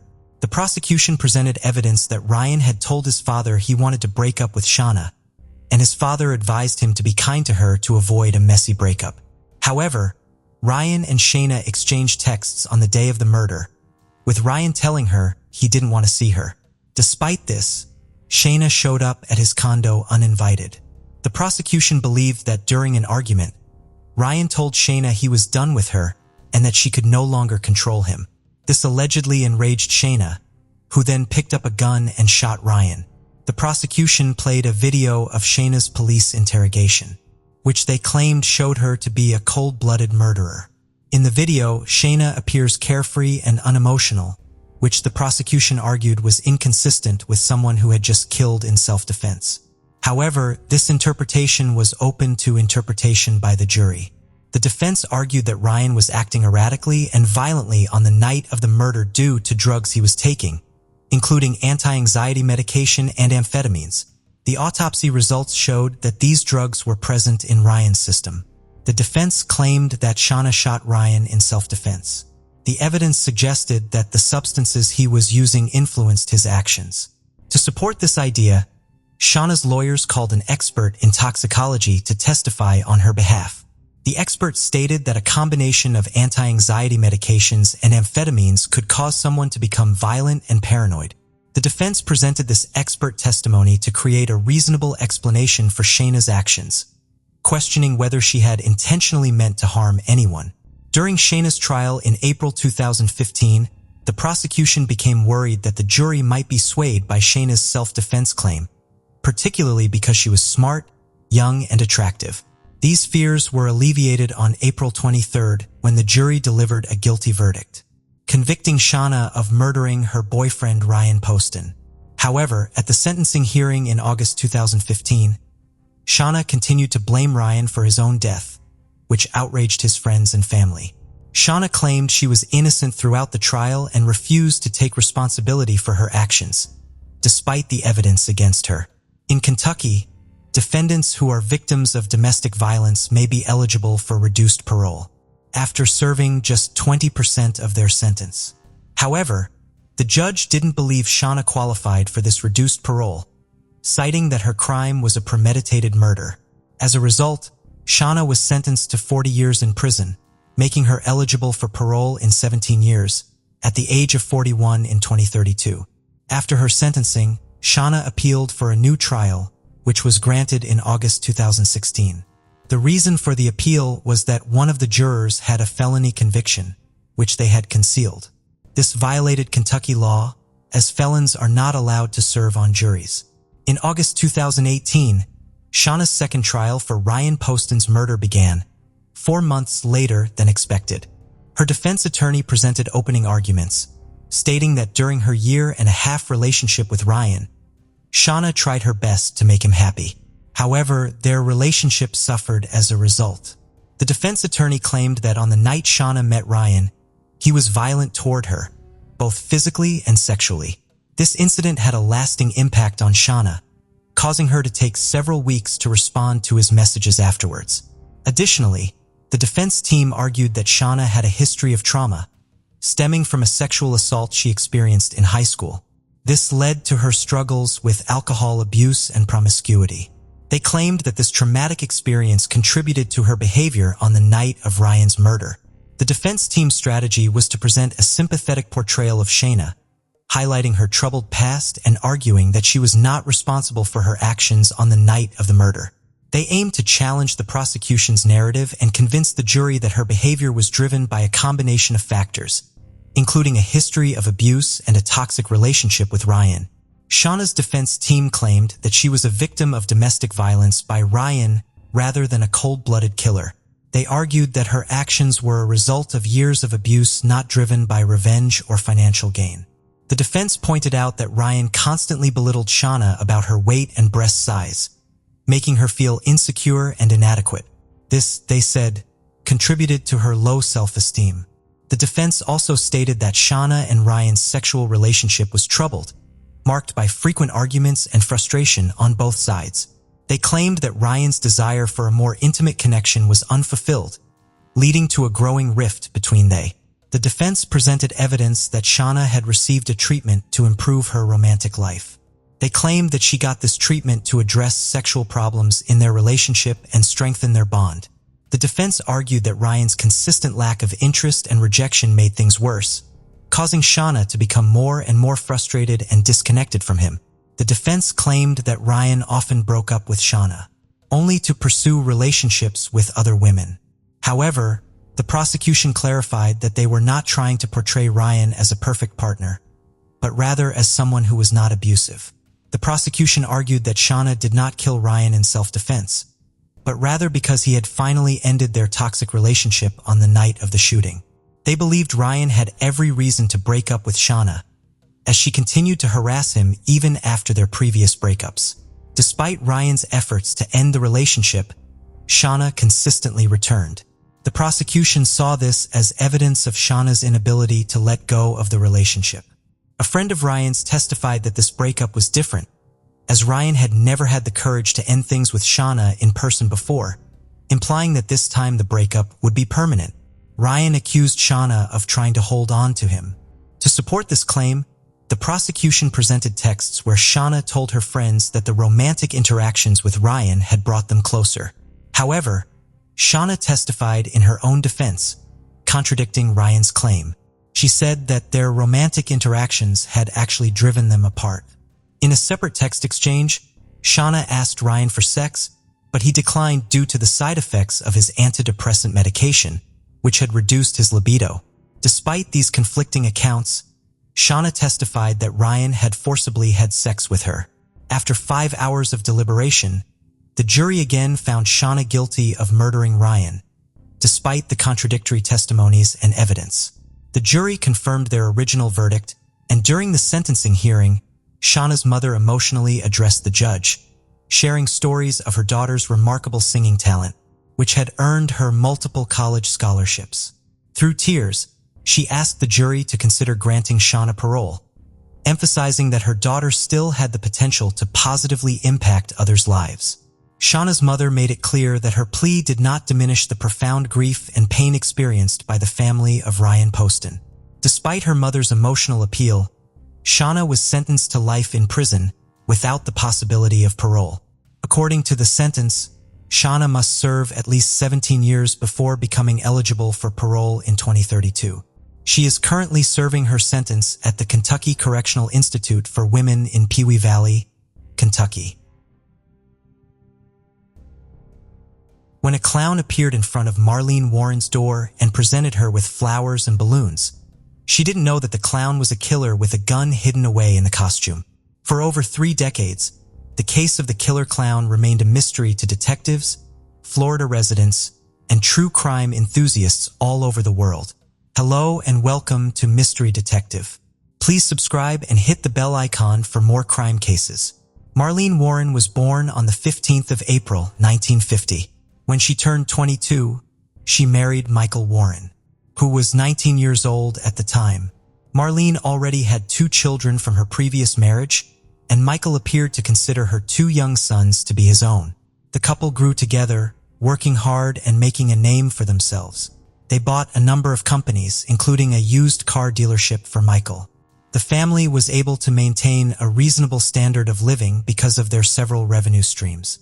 Life for them was like a bed of roses, such that they could afford a 500 square foot house in Wellington, Florida's upscale Aero Club neighborhood.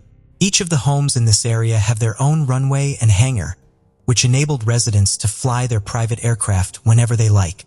The Warrens appeared to have it all, yet this was not the case at all. At his auto dealership in 1983, Michael experienced legal troubles. Customers accused him of fiddling with the odometer, and the authorities arrested him. He was consequently given an 18-month probationary period. By the year 1990, it was widely known that the Warrens were experiencing marital issues. Was allegedly having an affair with Sheila Keene, one of his staff. Despite Sheila and Michael's denials to this allegations, Sheila's husband decided to leave her. On May 26, 1990, a white Chrysler LeBaron with no license plate traveled down the street where Michael and Marlene lived. Marlene and a friend were in the kitchen when they saw a clown-costumed person approach the front door with a basket of flowers and balloons. Marlene grew up in a clown-loving family. Her family adored clowns so much that her mother keeps a whole room filled with clown collectibles. She had paintings of clowns that 14-year-old Marlene had created. For the adoration of clowns, Marlene hurried to the front door to welcome her visitor. Her son, Joseph Aarons, who was present at the time, recalled hearing his mother comment, "How pretty." This appeared to have been Marlene's last words, because a short while afterwards, everyone in the house, including Joseph's friends who came visiting, heard a pop sound. At first, they thought the noise was a balloon popping, but then they noticed Marlene tumbling to the ground. Now at alert, everyone sped to the door. The balloons and flowers were left behind as the clown nonchalantly made his way back to the white Chrysler LeBaron. Joseph tried to run after the clown, but he couldn't go as far because he had a cast on his leg. He, however, remembered screaming at the clown to turn around.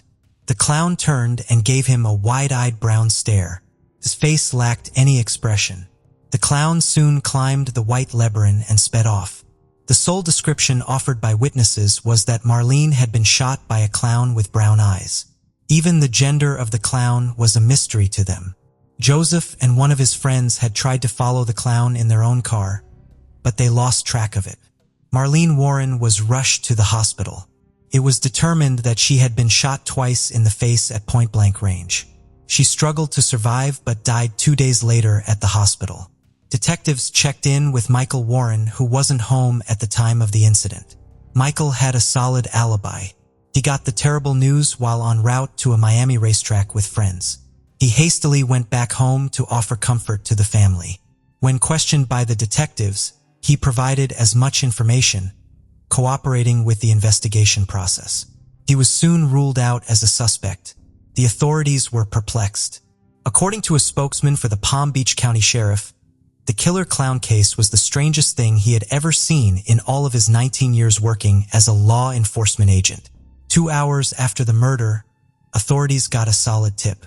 A caller who wished to remain unnamed suggested that the police should thoroughly question Michael Warren and Sheila Keene. Before the police could ask her any more questions, she hung up. Sheila Keene was in town at the time of the murder, but Michael was traveling with friends. Sheila claimed to have been at work, but in reality, she was a repo person from Michael's dealership. Her alibi wasn't exactly solid. A few days after Marlene Warren's killer clown case made headlines, 2 employees of the neighborhood costume store named the Spotlight reported a weird experience to the police.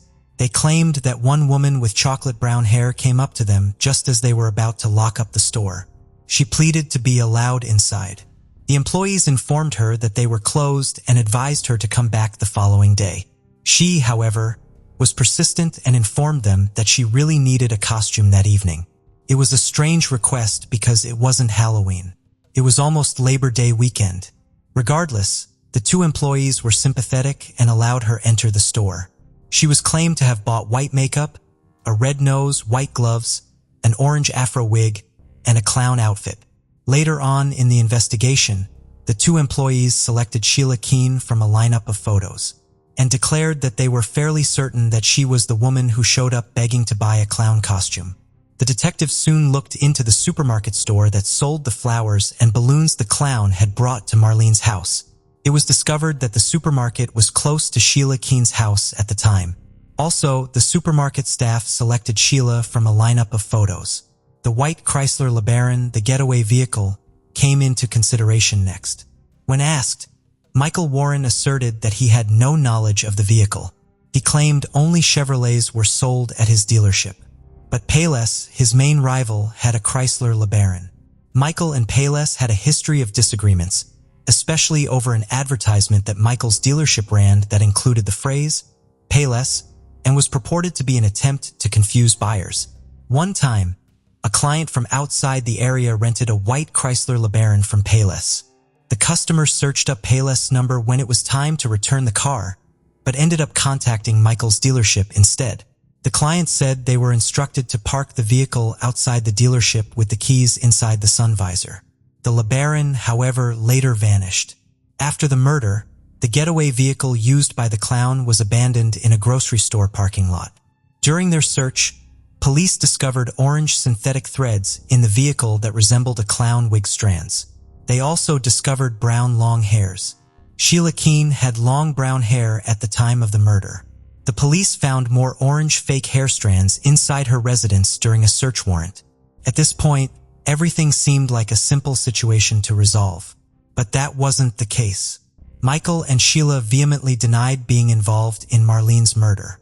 They refuted having a conversation with the police without the presence of a lawyer. DNA testing was just getting started in 1990, so the investigators' available evidence was circumstantial. The investigation into Marlene's murder was abandoned, but Michael's legal issues intensified. During the course of the investigation into the murder, Michael's unlawful business dealings came to light. Police discovered proof of additional odometer tampering and consumer overcharging. Following the arrest of an employee, Michael surrendered himself to the police. In 1992, Michael's case went to trial, and he was sentenced to 4 years in prison. After being released in 2002, Michael married Sheila Keene a few years later. The couple started a new life in Tennessee by operating a restaurant. Sheila changed her name to Debbie and informed the community that it was a childhood nickname. Michael must be a good businessman because his new restaurant was a success. The couple's success allowed them to settle in Heron Point, a posh neighborhood close to the Virginia-Tennessee border. They made lots of friends and fit in well with their new neighbors. Few locals were familiar with their history. Michael told their new community that he has owned restaurants since he was a teenager. Marlene Warren's demise benefited Michael as well. He was the beneficiary of Marlene's life insurance policy, not her son. He took over $50,000 from Marlene's family, leaving them with virtually nothing. Detectives had their suspicions, but there was no concrete proof on ground. Michael and Sheila were immediately suspected of the crime, but a grand jury was never convened to that effect. Earlier in the investigation, the police were informed by Michael's acquaintances that they had seen arguments between him and Marlene, and that Marlene had questioned Sheila about her and Michael's affair. Above all, they claimed Michael didn't seem overly saddened by Marlene's passing. Detectives knew they merely needed to fit the puzzle pieces together, because there were many of them. DNA was the case's linchpin. Police took blood and hair samples from Sheila in 1990, but they lacked the equipment to analyze them. Over 25 years passed as the samples rested in a cooler. Police were able to reactivate Marlene Warren's cold case in 2013, thanks to a federal grant they were able to obtain. They had previously tried DNA testing, but the results were inconclusive. Fortunately, technology has improved and produced sufficient evidence to charge Sheila for Marlene's murder. In September 2017, Michael and Sheila were stopped by authorities 5 minutes away from their home. They were unaware that Marlene Warren's cold case had been reopened. 27 years after the murder, the police informed them that an arrest warrant had been issued for Sheila Keene Warren. Michael Warren still maintains that neither he nor Sheila are involved. In an interview, when questioned if he was involved in the killing of his first wife, Michael replied with, "Definitely not." He further said he wouldn't have been with Sheila if he thought she had anything to do with Marlene's murder. A lawyer named Christopher DeSantis told detectives about a fascinating chat he had with Michael Warren before Marlene was killed. DeSantis claimed that Michael had questioned him about what would happen, theoretically speaking, if a husband murdered his wife. He recalled telling Michael that the husband would escape punishment if a friend of his committed the murder, and there was no way to connect the husband to the friend. Intriguingly, DeSantis also recalled telling Michael that if someone was dressed as a clown, they would get away with it because it would be impossible to identify them. Despite this, the evidence isn't sufficient for the police to accuse Michael Warren of killing his wife Marlene. Marlene's son Joseph Aarons, who was a teenager at the time of his mother's death, remembered it as one of the worst days of his life.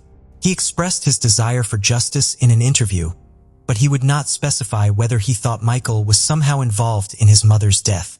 Sheila was locked away for 5 years before her trial commenced. During those times, she and Michael's love endured. They wrote each other several letters. After trial, Sheila Keene pleaded guilty to second-degree murder and was given 12 years in prison. Case of Mary Catherine Higdon. Mary Catherine Higdon was born in 1994. Mary was a lively and cheerful child who loved making people laugh with her humor, impressions, and playful antics.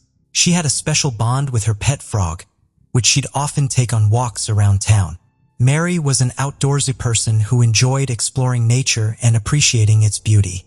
She was also passionate about performing, often putting on shows for her family that showcased her creativity and imagination. Her family saw great potential in her and thought she had a bright future ahead. As she grew older, Mary developed a strong interest in firearms. She learned to handle guns responsibly and appreciated their power. She became a skilled marksman and continued to develop her skills. During her high school years, Mary met her partner, Stephen Freeman, who would become the love of her life. Stephen was born on January 1st, 1995 in Griffin, Georgia, where he grew up with his parents and brother. He had a happy childhood, surrounded by a loving family and many friends who described him as laid-back, kind, and helpful. Stephen enjoyed spending time outdoors and exploring nature. Stephen was particularly close to his parents, but he shared a special bond with his mother. When she graduated from college after returning to school, Stephen wrote her a heartfelt letter expressing his admiration for her achievement. In the letter, he praised her hard work and determination, saying he looked up to her every day and loved her more than words could say. Stephen had immense respect and appreciation for his mother, which was clear in the way he spoke about her. After meeting in high school, Stephen and Mary Catherine formed a strong bond, united by their passion for outdoor activities, like hiking, camping, fishing, and hunting. Their shared love of nature became the foundation of their robust relationship. After graduating from high school, the couple decided to take the next step by moving in together in Griffin, Georgia. Living together in their own space thrilled Mary Catherine and Stephen. What's more, Stephen's mother welcomed Mary Catherine into their family, treating her like a daughter. Every Sunday, couple would visit Stephen's parents for a big family dinner, a tradition that brought them all closer together and solidified Mary Catherine's place within the family. Stephen's friends were initially hesitant about his relationship with Mary Catherine, but as they got to know her better, they began to appreciate her positive influence on Stephen's life. They saw how happy and joyful she made him, and they admired her enthusiasm for the outdoors. Stephen and Mary Catherine had different occupations. Stephen worked as a metal worker, specializing in roof repairs. Mary Catherine, on the other hand, had 2 part-time jobs. She worked as a teacher's assistant at St. George's Episcopal School, a preschool in Milner, Georgia. Additionally, she was employed at a sporting goods store where she sold guns. Interestingly, one of Stephen's close friends, Thomas Skinner, was also a colleague of Mary Catherine's at the sporting goods shop. Mary Catherine learned about basic gun safety while working at a sporting goods store, which taught her how to properly hold, load, and shoot a gun. Similarly, Stephen was enthusiastic about firearms and owned several shotguns and rifles that he used for hunting and target practice. He also kept a Glock 42 handgun at home for self-protection. After 5 years together, Mary Catherine and Stephen were still living in their apartment in Griffin, Georgia, by the summer of 2018. However, their relationship took a tragic turn on August 1st when Mary Catherine made a distressing 911 call, marking the end of their high school romance. Mary Catherine frantically called the dispatcher, screaming that she had accidentally just shot her boyfriend. The police quickly responded to the emergency call, and arrived at the apartment shared by Mary Catherine and Stephen. They found Mary Catherine in a state of panic, crying and hyperventilating as she knelt beside Stephen's motionless body. She repeatedly wailed that she could not lose him, her voice filled with anguish and desperation. As the police carefully moved Mary Catherine away from Stephen, they were able to assess his condition. They discovered that he had been shot in the chest, but miraculously he was still alive. The police immediately called for an ambulance to rush Stephen to the nearest hospital.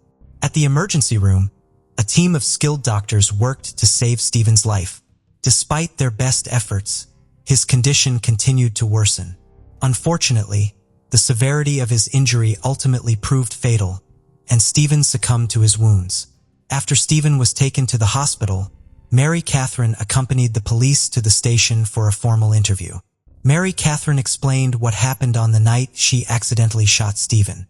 She said she was giving him the gun because he normally kept it beside his bed for safety. However, she clarified that they never loaded the chamber of their guns at home. During the police questioning, officers detected the smell of alcohol on Mary Catherine's breath. As they pressed her for more information, her story changed. Initially, she said she handed Stephen the gun, but later claimed she tossed it to him. The police was skeptical of her changing story, knowing that a gun wouldn't fire randomly just because it was tossed. Someone had to pull the trigger. The police investigation revealed that Mary Catherine must have been pointing the gun directly at Stephen's body for the bullet to have struck where it did, given the location of his gunshot wound. During her interview, Mary Catherine admitted, "I did it out of anger." But unfortunately, the recording equipment malfunctioned at that exact moment, and her words were inaudible. Despite the missing recording, the police still had strong evidence pointing to Mary Catherine's intention to harm Stephen. At the couple's apartment, they found signs of intense argument, including scattered food throughout the house. Additionally, police records showed that officers had responded to 5 domestic disturbance calls at the couple's residence in the past year. The police also discovered that the gun used in the shooting was loaded on the night of the incident, contradicting Mary Catherine's claims. These findings collectively led the police to conclude that Mary Catherine had intentionally shot her boyfriend Stephen. The police found cooking grease residue on the gun and magazine, leading them to believe Mary Catherine, who was cooking dinner at the time, had loaded the weapon. After Mary Catherine shot Stephen, the police questioned his friends to learn more about their relationship. According to his friends, Mary Catherine and Stephen's relationship was marked by constant fighting and toxicity. They reported that the couple frequently had intense, heated arguments. Mary Catherine was described as possessive and verbally abusive towards Stephen, with signs of mental instability that heightened the tension between them. Whenever Stephen tried to create distance by leaving their apartment, Mary Catherine would barrage him with relentless texts and calls, forcing him to block her. One of Stephen's friends revealed that Stephen had confided in him about Mary Catherine's history of threatening him with a gun. Specifically, she had pulled a firearm on him at least 3 times in the past. Despite this, Stephen chose not to report these incidents to the authorities because he was worried about Mary Catherine getting into trouble. Stephen's friends stressed that his top priority was always Mary Catherine's well-being, even when it put his own safety at risk. When Stephen's friends learned that Mary Catherine had accidentally shot him, they were skeptical because they knew she was knowledgeable about handling firearms. In fact, just 3 months prior to the shooting, Stephen had texted a friend to say that Mary Catherine was running wild outside, screaming and attempting to shoot both him and herself. Stephen told a friend that Mary Catherine had previously pointed a gun at him, but the latest time, her eyes frightened him, making him think she might actually pull the trigger. By July 2018, Stephen was exhausted with Mary Catherine's behavior and considered leaving her. In July, Stephen planned to secretly move to another town while Mary Catherine was out, without telling her. He was afraid of how she might react if she knew he was leaving. Just 2 days before Mary Catherine fatally shot Stephen, the police found a series of revealing text messages from July 30th. The conversation started with Stephen sending Mary Catherine a friendly message. "Don't forget." Mary Catherine responded with, "Have a great day." Stephen replied, "You too, love you." However, the night of July 31st, Stephen avoided Mary Catherine's texts and calls as they were in the middle of a fight and instead spent the evening at a friend's house. On the night of August 1st, Mary Catherine was at home preparing dinner when she realized Stephen wasn't there. She contacted Stephen's mother, who told her that he was with his friend. Angry and feeling betrayed, Mary Catherine drove to his friend's house, determined to confront Stephen. When she arrived, she saw Stephen sitting in the passenger seat of his friend's truck. Mary Catherine pulled up alongside and began yelling at Stephen, who tried to calm her down, promising to come home soon. Although Stephen's friends claimed that Mary Catherine had pointed a gun at Stephen on multiple occasions, Mary Catherine vigorously denied these allegations. She maintained that she never pulled a gun on Stephen. However, Mary Catherine did admit to having threatened to take her own life with a gun on several occasions. In a later interview, Stephen's mother shared her insight, believing that one of the main reasons Stephen stayed with Mary Catherine for so long was because she frequently threatened to harm herself. Stephen was afraid that Mary Catherine would follow through on her threats if he decided to leave her. However, on the night of the incident that led to Stephen's shooting, Mary Catherine claimed that Stephen was the one who became aggressive and violent. According to her, Stephen threw the dinner she had prepared in her face. Mary Catherine stated that she only picked up the gun to defend herself and scare Stephen away. She wanted him to leave the apartment, but Stephen allegedly lunged at her, which frightened her.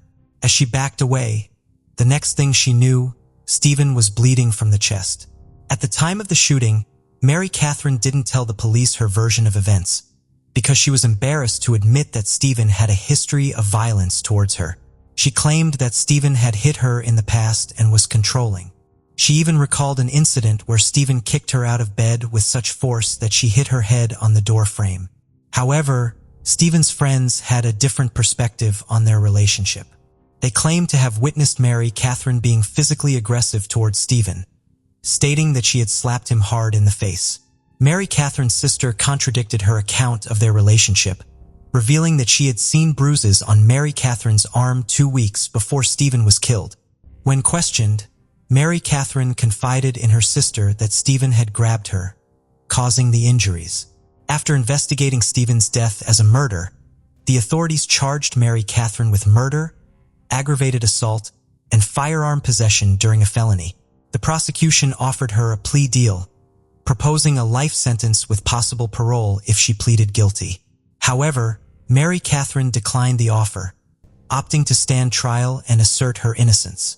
At the trial, Mary Catherine maintained that she shot Stephen in self-defense, denying the charges against her. The trial, which began on June 17, 2019, nearly a year after Stephen's death, exposed the tumultuous relationship between Mary Catherine and Stephen. Mary Catherine's lawyers argued that she acted out of genuine fear, citing Stephen's history of violence and abuse. Mary Catherine testified that she was the victim of Stephen's controlling, manipulative, and dangerous behavior, which included physical, mental, emotional, verbal, and sexual abuse. She described being hit, humiliated, and degraded by Stephen on multiple occasions, and shared specific incidents where he smacked her around and verbally abused her. Mary Catherine explained that Stephen's constant threats and abuse left her feeling trapped, fearful for her life, and constantly walking on eggshells to avoid triggering his anger. She presented evidence in the form of text messages, including one where Stephen threatened to punish her, which she said meant he would physically harm her. Another text message showed Stephen's explicit threat to hit her back twice as hard if she defended herself. Mary Catherine's defense team also presented messages that supported her allegations of sexual assault, including a text where Stephen mentioned his red room, which she described as a place where they engaged in violent and aggressive intercourse. Mary Catherine testified that Stephen sexually assaulted her on 2 occasions, including one after they returned from a vacation toward Disney World, where he allegedly ignored her pleas to stop and intensified his efforts instead. The defense presented over 60 pages of text messages from Stephen, which showcased his pattern of verbal assaults and threatening behavior towards Mary Catherine. These messages included disturbing images and captions, such as one showing Stephen holding a dead fish, accompanied by the caption, "This is you." Another message showed Stephen's violent threats towards Mary Catherine after she cheated on him, where he wrote, "I'm gonna wreck you for wrecking me." The defense also alleged that Stephen's drug and alcohol addiction contributed to his violent outbursts.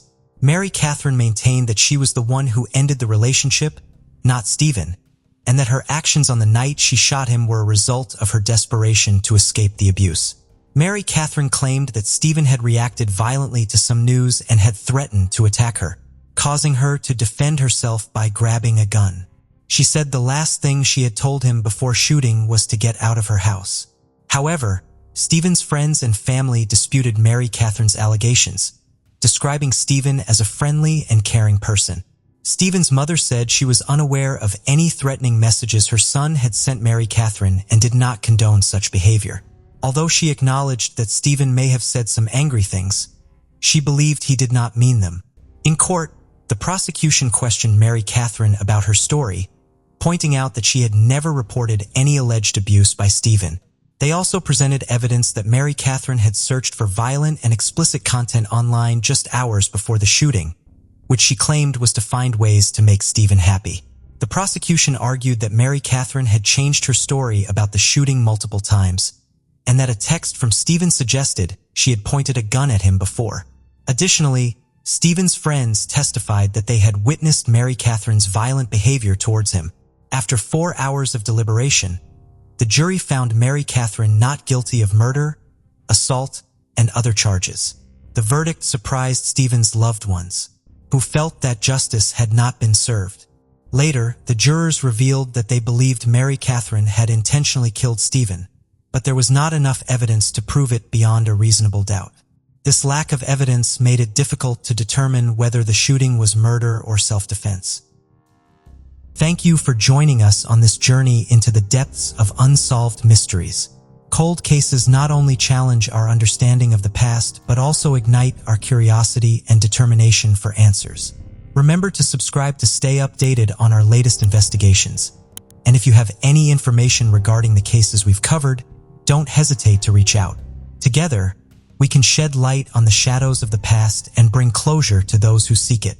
Until next time, stay vigilant, stay curious, and never stop seeking the truth.